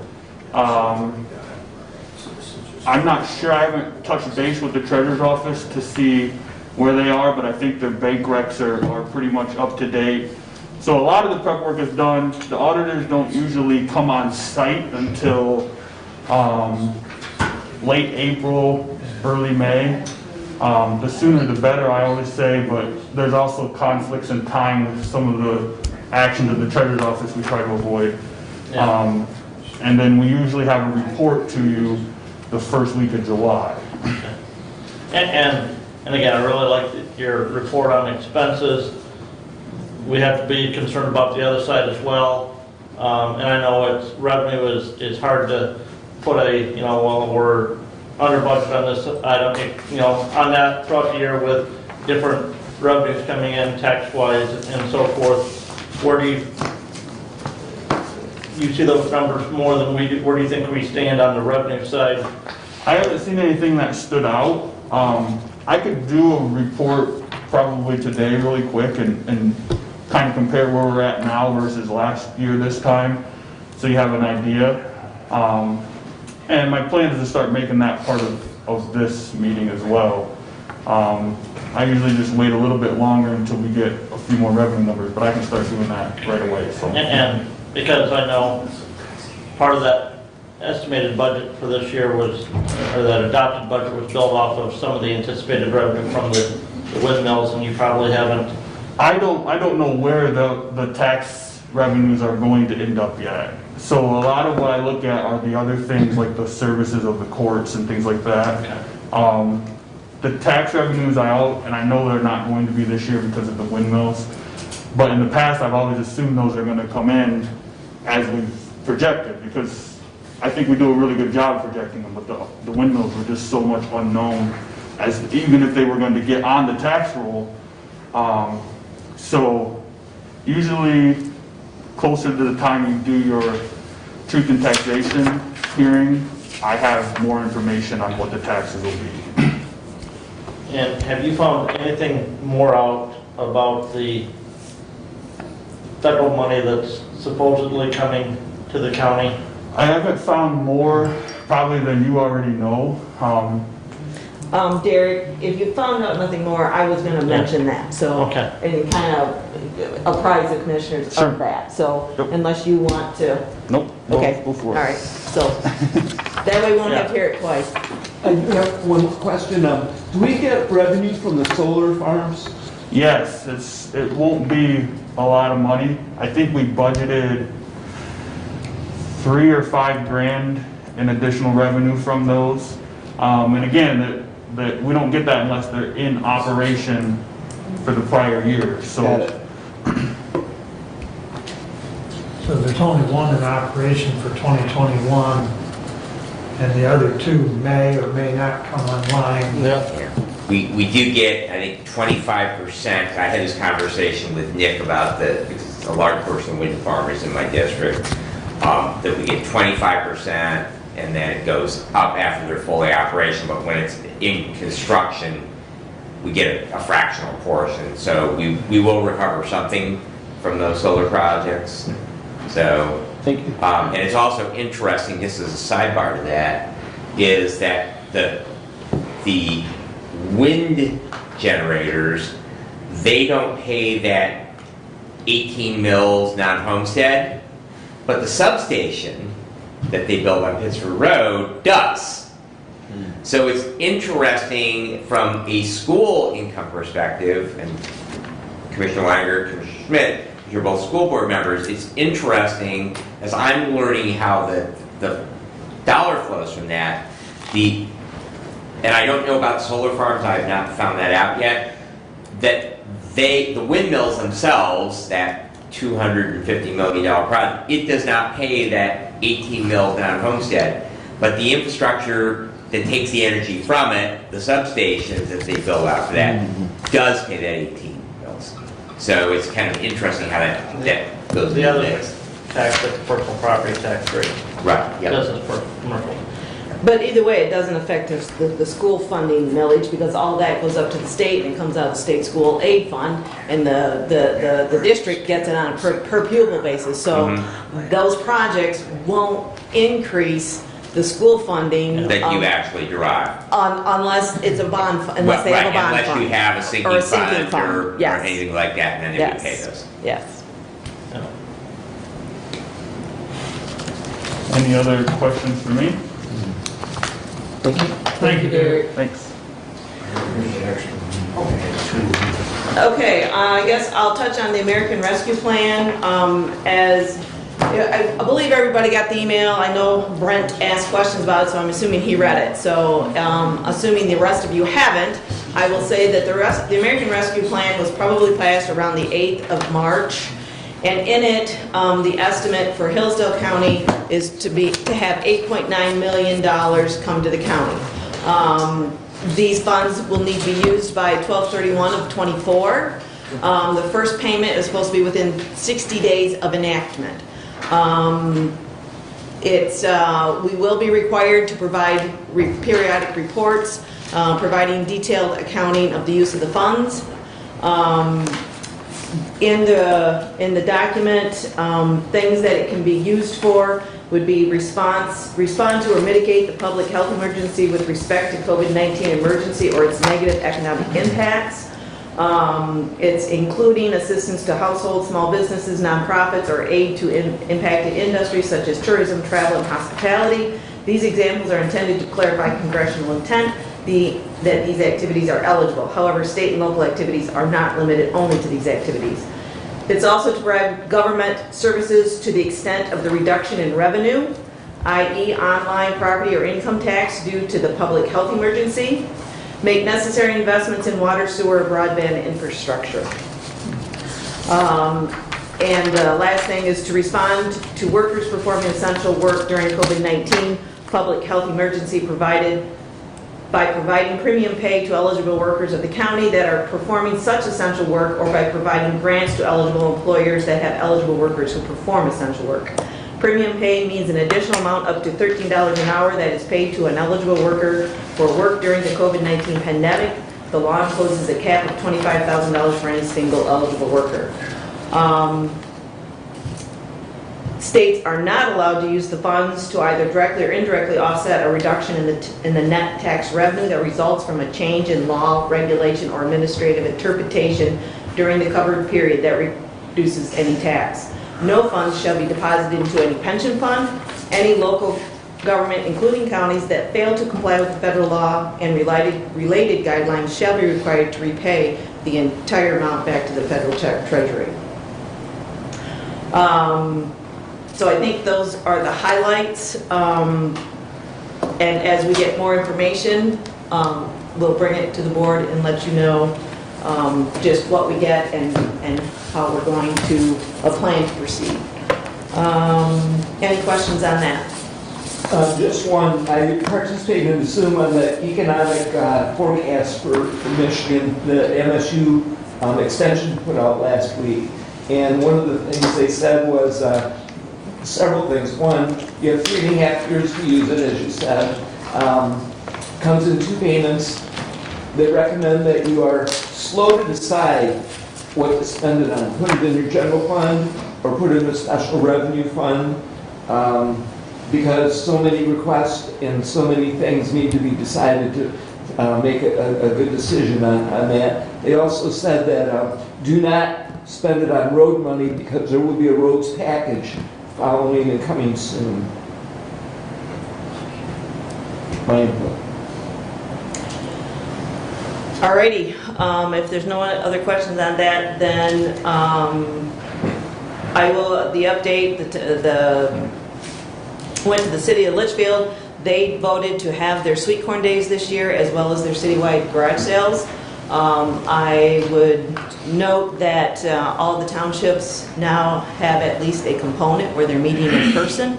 Townships in the cities and villages that I visit, and that the city of Jonesville has decided not to have a Riverfest this year. And I should say that Riverfest is a committee. The city of Jonesville has to approve that. The committee wanted to go forward, but due to the complications of having a written plan on how to proceed, the committee withdrew their action as requesting the city's approval. So, so I think that's kind of that update. Could I comment on that? Or is that out of order? No. Just save it? I can save it. No problem.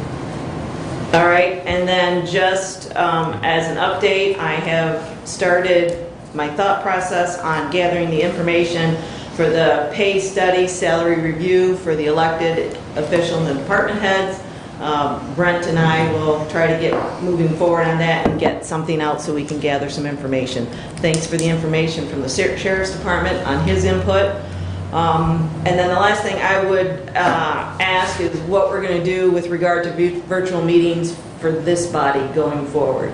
I know in reading the email they talked about after the 31st of March we couldn't have a virtual component. Doug Sanford alluded to that as well, with that an emergency order would have to be in place to continue that virtual component. I just was wondering what this body is going to do going forward. Well, since you brought it up, I was going to address that, but we can do it right now. You know, you can do basically a hybrid is what we've been doing. We've been meeting in person and we've been allowing people to access the meeting via WebEx. There are some of the communities within the county that have been doing similar, either via phone or via Zoom. I know I've still got a couple within my district that are doing kind of a hybrid meeting. So as Doug recommended, or didn't recommend, but he stated that we could do, this body could create a local declaration of emergency under PA 390 and that would blanket the entire county, and it would allow entities to continue doing a hybrid or a virtual meeting. So it's not going to cost us anything, and it would allow us to continue that. And we could set the time on that, and we could renew it. We could do it for 45 days, we could do it for 90 days with the opportunity to renew it. It's entirely the pleasure of this board. I would say from the EOC meetings that Doug and I have been doing monthly with the surrounding village and or city managers, presidents, whatever, there is an interest of having that ability. So, Is it not also true that the state legislature is looking at amending the Open Meetings Act to allow a virtual portion going forward without an emergency declaration? that is possible, but whether they'll get it done before the I thought, 31st. well, no, I agree. But my point in mentioning that is to me, it's a clear indication that there's a want to continue this, even though, quote unquote, there may not be a state of emergency. Because if anything, by declaring the state of emergency, it's kind of the semantics of the words that would be my concern. Right. But having a virtual component to meetings, I think, is a unintended positive consequence from COVID, because I think there are times where people can attend and be involved that they could not without it. So to me, it just adds flexibility to boards who have people who have busy lives. So can the individual governmental units make their own declarations, or is it only from the county that can make the declaration for all of the local governing units, like Hillsdale or the Hillsdale Township? So we have, what is there, 4 cities? I think it's 4, yes. 4 cities. So the cities could do it, the villages can't, and nor can the townships. Nor can school districts. Right. So those are the entities that would be blanketed if we did it countywide. And I know there's at least one school district that I'm familiar with, there's 1 or 2 that are doing hybrid meetings. So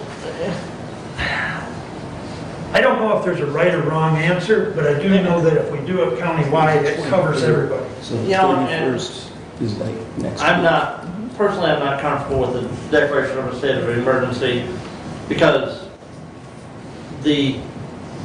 for any reason to hold a virtual meeting goes away March 31st.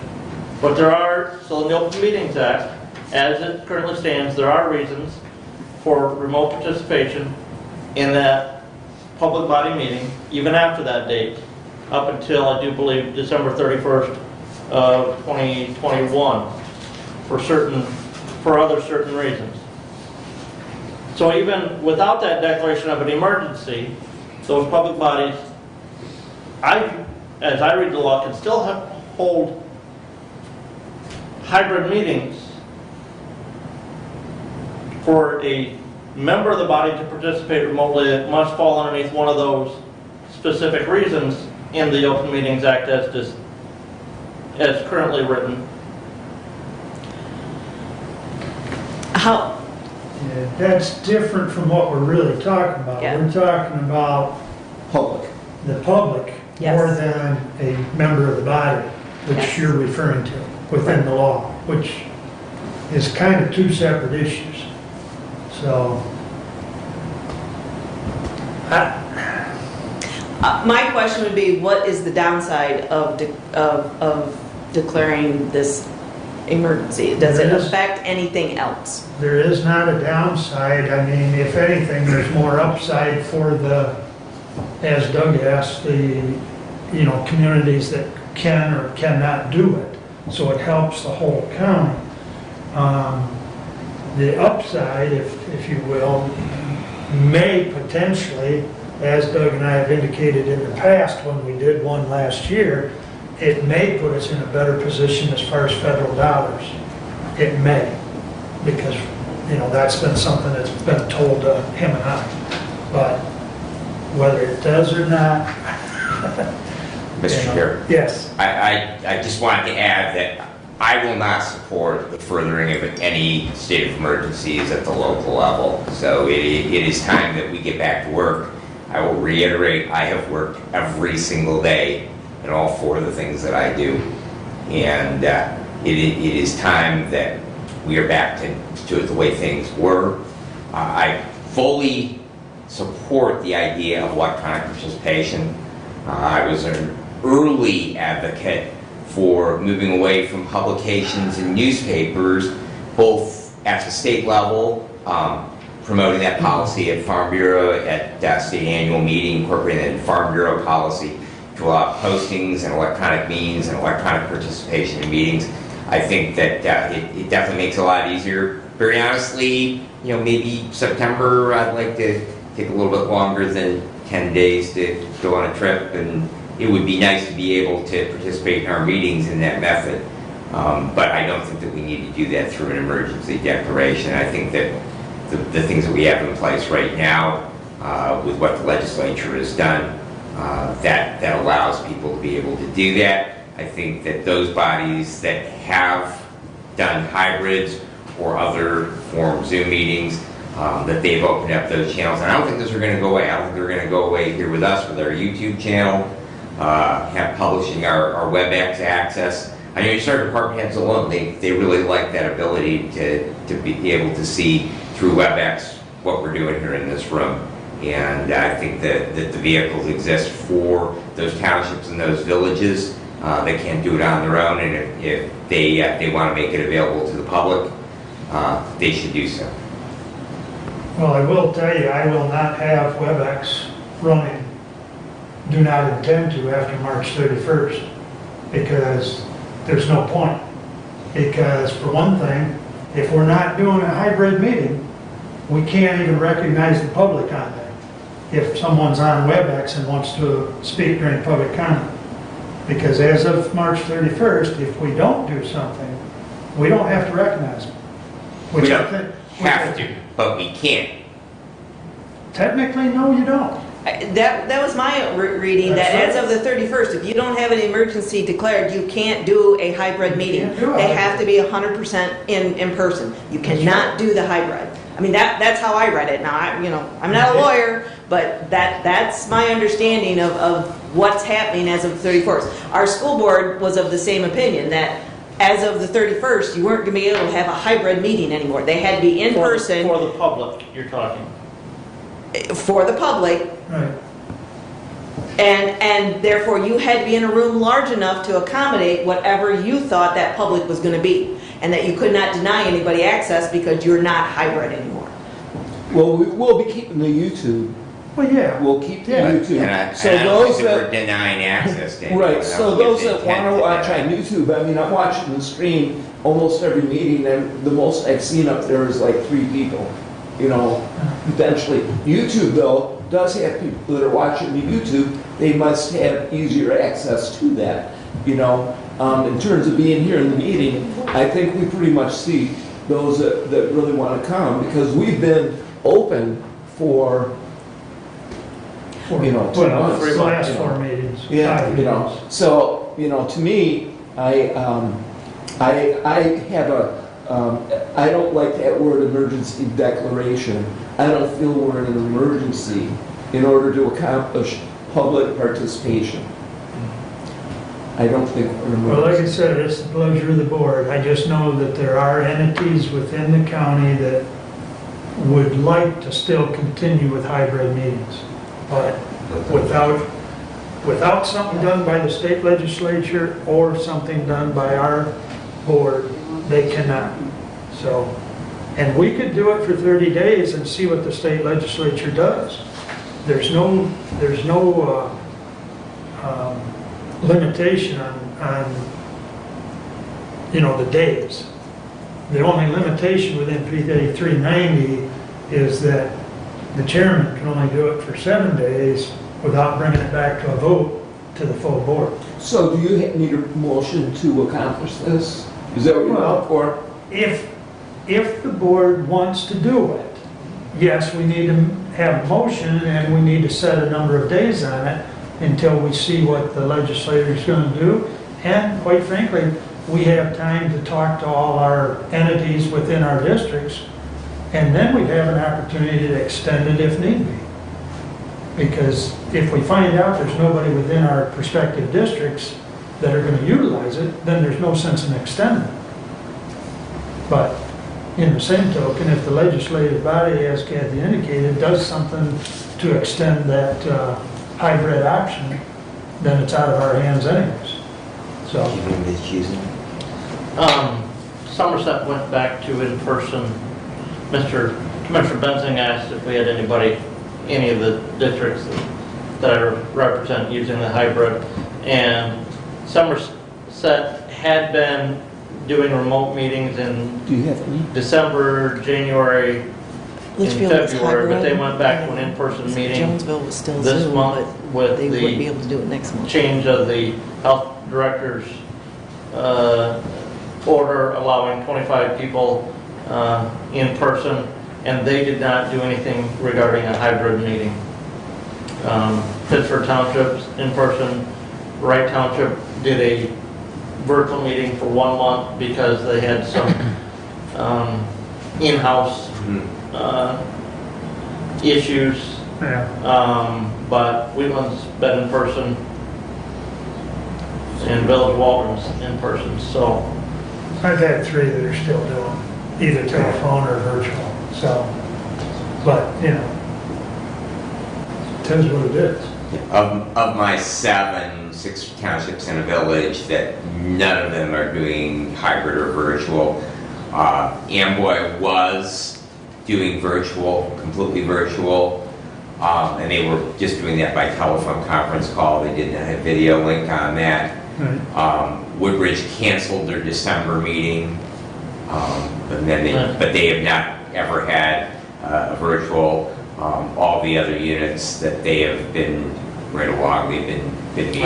I will say on the other side of things, you know, and with all of those other committees and boards that we serve on, those virtual meeting capabilities have been a blessing. Yeah. You know, when I can sit in my office and participate in a meeting for community action or for Region 2 Area Agency on Aging that would be in Brooklyn, you know, that's beneficial. But that's out of our hands. I think, to me, that's the state legislature's decision to work out any changes to that.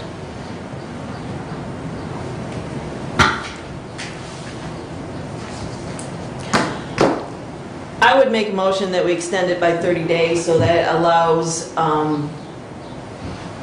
jurisdictions in Hillsdale County to have a hybrid meeting, not just in person.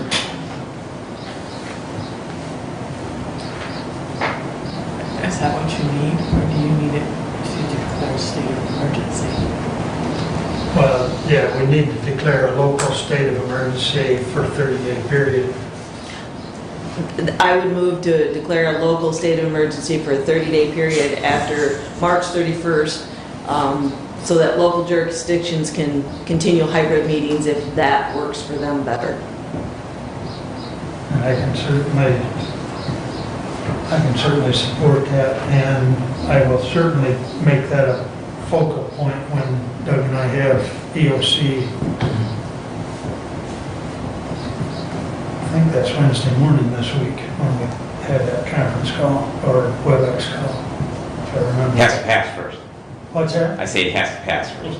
Well, that's true, but I can also make a point of asking so that if they need it, we can still do it the first meeting in March, but in any event, I think we've discussed it enough unless there's another. I would ask that we go by roll call, please. I was going to do that. Thank you, I appreciate that, Mr. Chair. Commissioner Wiley? Yes. Commissioner Benzing? No. Commissioner Leininger? No. Commissioner Ingalls? No. Commissioner Smith? Yes. All righty. Did you have anything else, Kathy? No, that's it for me. Brent, you're up. All right, and trying to make this as quick as possible as the day continues on here.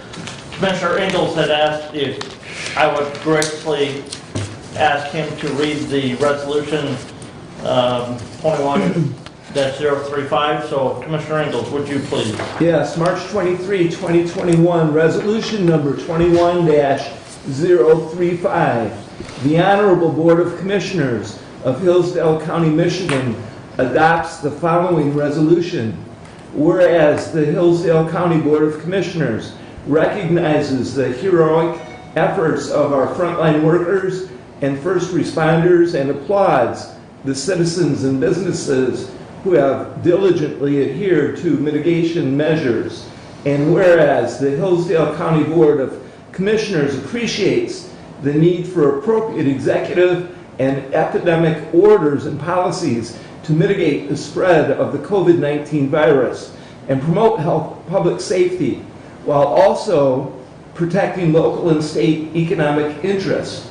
And whereas Hillsdale County's cases and positivity rates continue to decline, hospital capacity continues to improve, and the number of citizens who have been vaccinated to protect themselves from the virus increases daily. And whereas Hillsdale County as a border county has seen a magnified effect on our economy due to our citizens being able to drive a short distance to Ohio and Indiana where restrictions are less. And whereas the proximity of Ohio and Indiana to Hillsdale County has particularly impacted our local restaurant industry, which is already struggling to recover from another dining closure by a curfew and limited capacity that lacks financial viability for most area establishments. And whereas high-density populated urban areas and low-density populated rural areas have different response needs, and whereas some local businesses may have received some governmental assistance, it was not enough to offset the loss of revenue due to closures and restrictions. Thus, many local businesses may be forced to close permanently due to the irreparable economic harm they have experienced throughout the past. A year and many more will follow if the state does not adopt a new approach to mitigation policies. And whereas Hillsdale County has seen a consistent downward trend in numbers affected by COVID-19, it is now time for all businesses, including but not limited to restaurants and banquet facilities, to remain open in accordance with CDC guidelines with industry-specific procedures and protocols aimed at containing the spread of COVID-19 in place. Whereas Hillsdale County Sheriff and Hillsdale County Prosecutor have declared to not enforce or prosecute unconstitutional mandates pertaining to the COVID-19 pandemic. Now, therefore, be it resolved that the Hillsdale County Board of Commissioners supports the Hillsdale County Sheriff and the Hillsdale County Prosecutor in not enforcing or prosecuting unconstitutional mandates pertaining to the COVID-19 pandemic. Be it further resolved that the Hillsdale County Board of Commissioners does not support expenditure of any county funds for the purpose of arrest and prosecution of any person accused of violating MDHHS emergency orders regarding COVID-19. Be it further resolved, the Hillsdale County Board of Commissioners calls upon the citizens of Hillsdale County to act responsibly with regards to others while determining for themselves what is best for their own families and loved ones and how to protect themselves from the ongoing risks associated with the COVID-19 virus. Be it further resolved that the Hillsdale County Board of Commissioners calls upon the Director of MDHHS to implement a new regional approach to mitigation that values local input, takes cases, vaccination, seasonality, and regional differences into consideration, and sets clear benchmarks for easing restrictions on businesses for the public to follow. Be it further resolved that this resolution is sent to Governor Gretchen Whitmer, both United States Senators, all Michigan members of Congress, the Speaker of the House of Michigan House of Representatives, the President of the Michigan Senate, Senator Mike Shirkey, Representative Andrew Fink, all counties within Michigan, the Michigan Association of Counties, the Michigan Township Association, and Elizabeth Hurdle, Director of the Michigan Department of Health and Human Services. Respectfully, Hillsdale County Board of Commissioners, I so move. Support.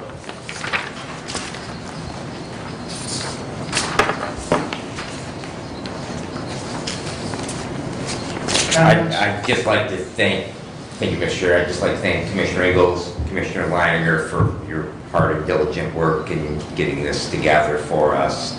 And I'm ready to vote. Thank you. It's a little bit of cut and paste, a little bit of me, a little bit of Brent. We've got a nice document, I believe. I fully think that taking it to committee and bringing it back makes a stronger, better piece. And I appreciate the help from all. Thank you. I just got two comments, and I know it was mentioned before. This first comment is on constitutional mandates. That's yet to be determined in the courts on several of those issues. So, just bear in mind that terminology may or may not be accurate. The other comment I have, and I know we've had this in the past when past boards have done similar, although we've only done a couple of them, to my knowledge. But when you ask it to be sent to the list of entities in the last paragraph, who is going to do that? Because I know Jody's too busy. And I know the last one that we did any mailing on, Bruce came in and mailed them all out. So my question to the board is who is going to step up and do that as far as taking care of that? Because if you want them sent to those entities, somebody needs to stuff the envelope. I will stuff envelopes, and I will help with the process if I have all of the proper tools to make it happen. The addresses are readily available, but yes. Okay. Marnie will be happy to supply those, because I think some of those have changed, but I know her new booklet has not been printed yet. But I know she's got all the information, so. Yeah, Commissioner Wiley, I can do that. Okay, fair enough. I just wanted to get the monkey off of Jody's back. Yeah, because my next question is who's going to supply Keep getting me every copies. single email? Who's going to, because I don't have a problem doing it, but I don't have all Michigan members of the Congress. Yeah. That's a lot of people. Well, most 14. Like Michigan Association of Counties, most of that, or a good share of that information, you should have all got a booklet in the mail This last Yeah. Did, yes. within the last few days. Did, yeah. A lot of that information's in that booklet, Yeah. so. All right, So I'm continuing to step up. I'm okay. yes. As long as you'll take care of that, I'm more than happy to vote yes. So with that said, all those in favor signify by saying aye. Aye. Opposed, same sign.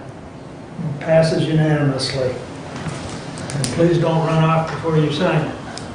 And the importance of time, I will be quick here. As Commissioner Ingalls indicated, we do have a Community Action Agency meeting on Thursday. At that meeting, one of the things that we're going to approve is the contract with Community Action Agency and the Michigan State Housing Development Authority, where Community Action Agency will serve as the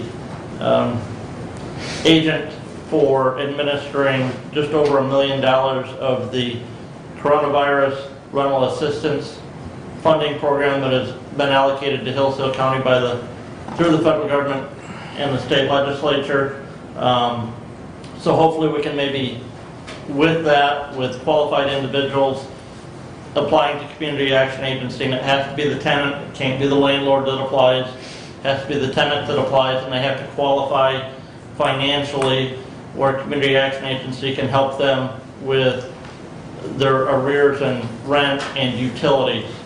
So maybe we can help alleviate some of that legal backlog in the district court system where landlords are seeking some, remedy there from tenants who have not been able to pay their rent. One question that came up, Commissioner Wiley, at some Somerset meeting the other day was an update on the Indiana, Ohio, Michigan aquifer. The Moshindo Aquifer. Yeah, the Moshindo Aquifer. The Council of Government has not met this year largely due to COVID. The last update I got though was that and as I told the board there, you guys have not met. I'm sure that the businesses down there that were working on that are still proceeding. Yep. Matter of fact, I swapped voice messages with USGS here a couple weeks ago. But they're just, they're proceeding with what they were asked to do, as far as test sites, wells, monitoring, etc. But yeah, hopefully with some of the lifting of the restrictions, we'll have a meeting sometime here in the next few months. So. And that's USGS is United States Geologicals. Yeah. So they were asked to do the work. So, and I believe both individuals that are working on that project are out of the Indianapolis office. Yeah. Have meeting this afternoon for the senior center board. Hopefully we get an update then as to when they'll be able to be open for in-person congregate meals. And that's it at this time. Okay. Unless anybody has any questions. Thank you. Oh, I'm Any sorry. questions One for Brad? more thing. You said that was it. I know. I talked last meeting that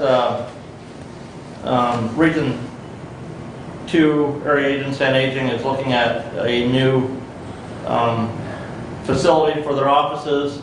At our meeting last week, we did authorize the spending of up to $5 million of their fund equity to build that building. So now they're going to be going out and securing, putting out a request for proposal for architectural engineer firms to come back with some designs and estimates. So, and that will be in Brooklyn. Okay. All right, I'll jump right into the two action items. 21-037 to the Honorable Board of Commissioners. We recommend the following commissioner be reappointed to the Department of Human Services Medical Care Facility Board as follows. Mark Wiley, 2-year term expiring 12/31/22, respectfully submitted for adoption. I'll support that. Thank you, sir. Any questions or comments? All those in favor, signify by saying aye. Aye. Opposed, same sign. Thank you. 21-038. To the Honorable Board of Commissioners, we recommend the following reappointment to Lifeways Board in the capacity of County Commissioner as follows. Mark Wiley, first appointed 8/11/20. Term of appointment, 2-year term commencing 4/1/2021 and expiring 3/31/2023. Respectfully submitted, I move for adoption.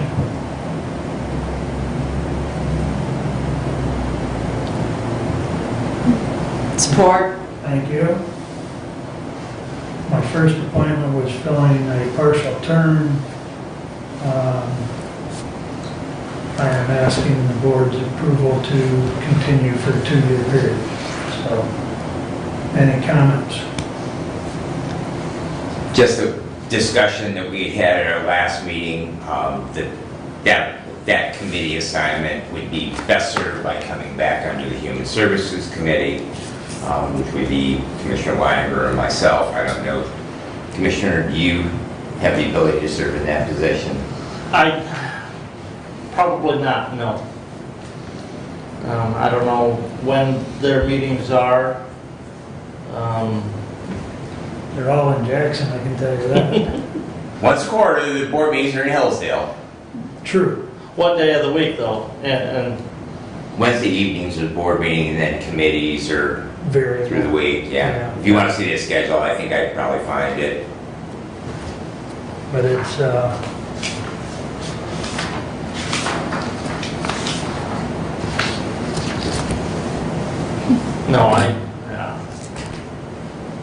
from what Brenda's told me, he didn't want any more. I can understand that. He's got, how many kids have you got? With Any new ones? 6 kids. Hey, There I am. any further discussion on the resolution? Going once, going twice? Brad, Yes, sir. you have some comments. Just reiterating what I said at last meeting, that I'm more than willing to serve. I previously served on the Lifeways Board. I do have some stuff that I committed to work to. One is our mental health transports, working on that. That's what I'm meeting with Mary Beth next week on. Want to see that we get those patients to the appropriate treatment facilities out of our local hospital. That's a coordination between Lifeways and our ambulances. That niches very nicely with public safety, and the other is the establishment of a mental health treatment court. I spoke with Judge Cybers, and actually prior to the election about that, and have visited with Judge Lisney. They're both receptive to that idea. Director Leonard is very receptive to the idea. They do it in Jackson County.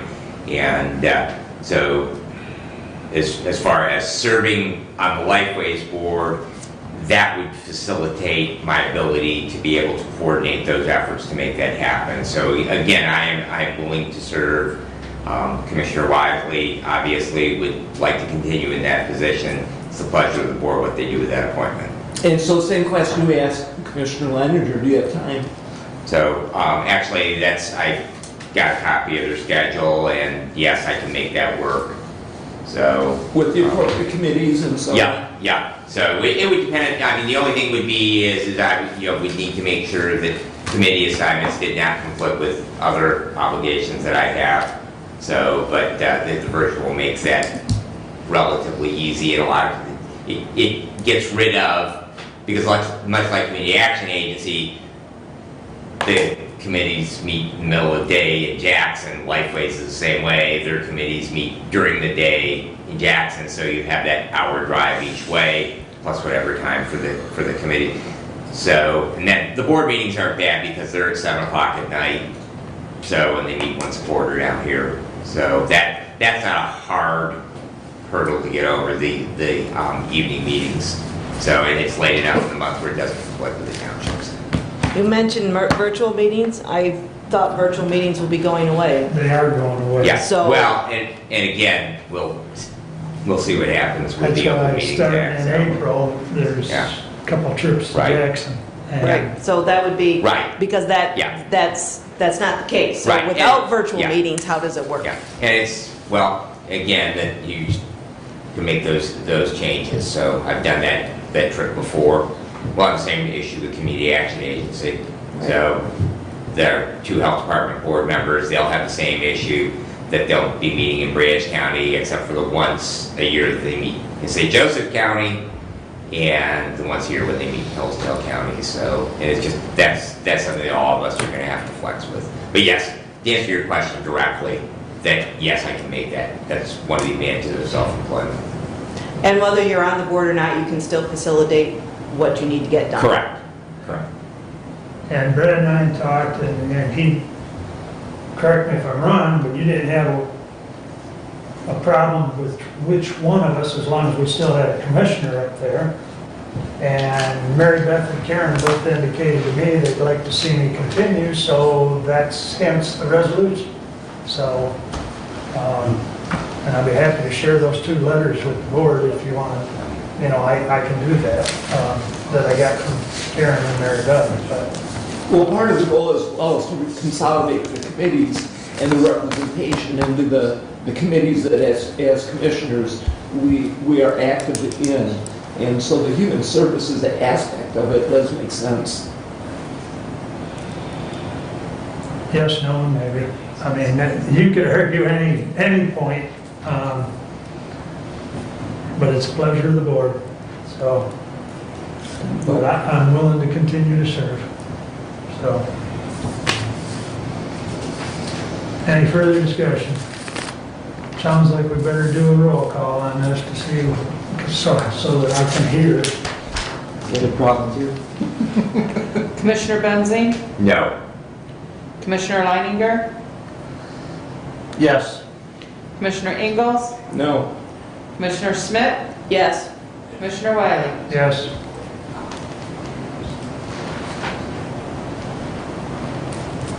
All right, it passes 3-2. Thank you. Continuing, so we can get done here, the state of emergency discussion's already taken place. I sent all of you a copy of the CBAs for the sheriff's department.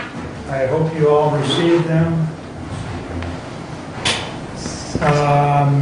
DHHS and medical care. So DHHS, there was 5 different removals in February, and they were sibling group of 6 removed for sexual abuse and failure to protect. A single child was removed for the history of domestic violence and substance abuse. 1 child removed for substance abuse and mother's inability to provide care. A sibling group of 2 were removed for sexual abuse. Another sibling group of 2 were removed for domestic violence and substance abuse and failure to protect. Now, part of the reason I read that to you is kind of relates back to our earlier discussion of probate court. Today's probate court and DHHS are tremendously different than what it was when Judge Newcomb was in probate. When I first started attending DHHS meetings, we were looking at somewhere around 60 kids, 60, 65 kids in foster care. As of March's report, but the numbers are from February, we had 122 kids in foster care, which is double what it was just 8 years ago. So it's a sad reality. So. Can you refresh me, please, again, which email? I want to look at that again. Email of what? Did you send us an email on that? No. Oh, you didn't? Not on that, because Okay. I get those printed at the Okay. DHHS meeting. My bad. Yeah. But I could send, I believe I got that in an email if you'd like to see it. And I have a report here from medical care, and I did forward that to Jody, but, so from Terry out to medical care, it says weekly COVID testing is ongoing and all results continue to return negative. In-person, in-room visiting is underway according to the latest DHHS and CMS guidelines. All visits continue to be scheduled as the facility must limit the total number of visitors in the building at all times. We ask that visits are kept to 30 minutes in order to allow everyone the opportunity to visit their loved one. COVID testing and PPE is available at no cost to the visitor. A well-fitting mask must be worn through the visit. Communal dining is ramping back up, adhering to the core principles of infection control guidance. Group activities and auxiliary services, eye doctor, foot doctor, dentist, audiology, are underway as well. As the weather continues to change, outside visits will begin as weather allows.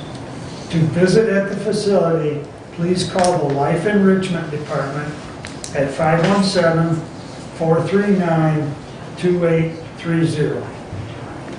So it's refreshing to know that things are returning to normal out there.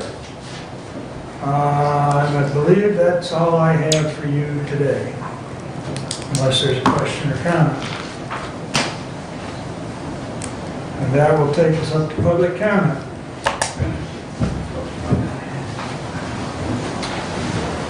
Roy Bovinas, Ransom Township. This is a long meeting.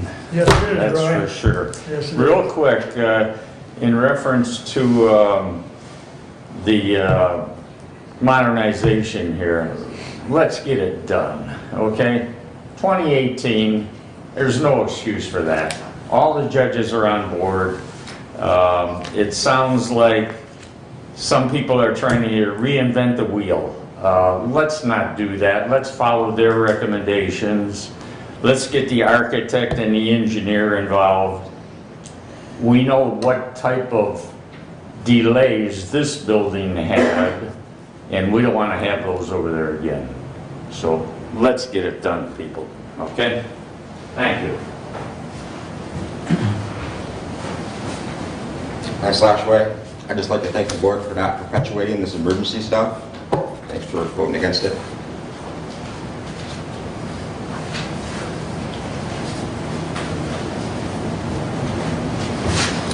Penny Swan, I would like to personally thank Commissioner Benzine, Commissioner Leininger, and Commissioner Ingalls for saying no to continuing this unconstitutional mandates on this COVID stuff. It's time for us to get back to life. It's a virus. It's not going to ever go away. We need to get back to living life. People can wear their mask if they want to, which you had your mask down earlier. So to me, that's virtual signaling. Either you believe in it or you don't believe in it. Thank you. Anyone else?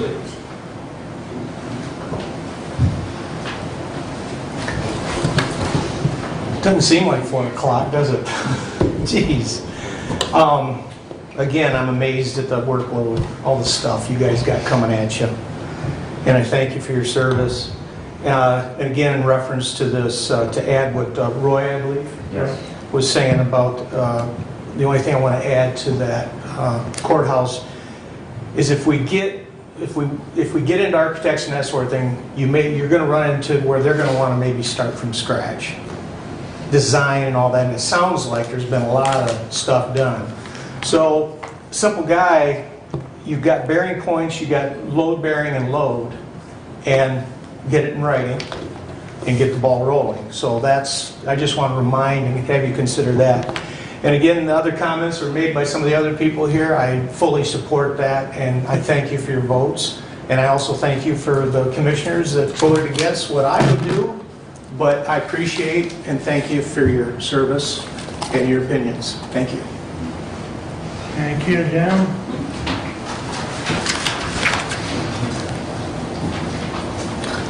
Again, thank you also for this debate. You guys did a wonderful job of sticking up for good thought, is what Penny was describing, and Lance.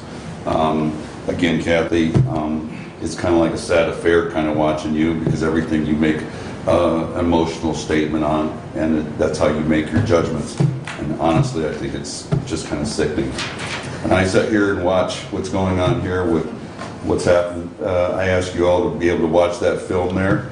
I'm not going to be the judge. You'll be the judge whether or not this gentleman, Mr. Mark Wiley, on what he has done to offend me and the continuance of the 14th Amendment, the 4th, and so on, was very quite offending on the day I was arrested, or I should say out here in this complex.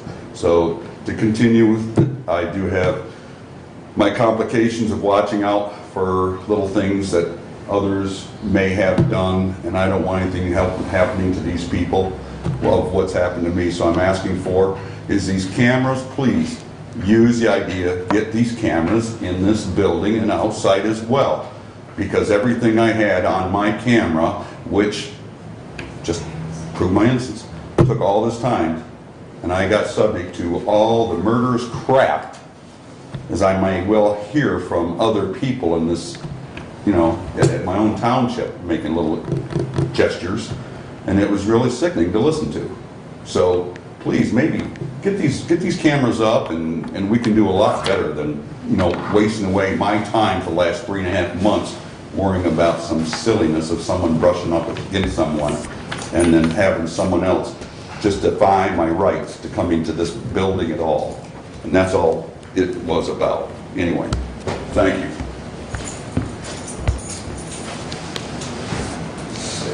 Additional business, Kathy? I'm good. I have a laundry list here. Where shall I begin? Go ahead. No, I'm sorry. I Brent? None. Fred? Two things. Facilities Committee, can we get the clock fixed? I've been watching that all day, okay. And I don't know what Jody has as the official time. I've got 1:02 by Movado time, which I believe puts us to the full meeting mark. So I will make a motion that the Board of Commissioners be paid for a half-day meeting per diem for the March 23rd meeting, and hopefully someone will support that. I would support that. I think we're pretty good, pretty informative. Half day or full day? Half day, because we now, since we've gone past 1 o'clock, It's a by, It's a full day is what your motion is. my motion is that we will be paid for a half day. Yeah, that's Oh. what I got. It's half Okay, day. okay. So you want the 30 instead of the 60? Exactly. I can't see digging the taxpayers for 3 minutes, so I will make that motion. Okay. Any discussion on that? All in favor, signify by saying aye. Aye. Opposed? Motion carries. Thank you. Anything else? Commissioner Schmidt, you can put that $150 towards the architect.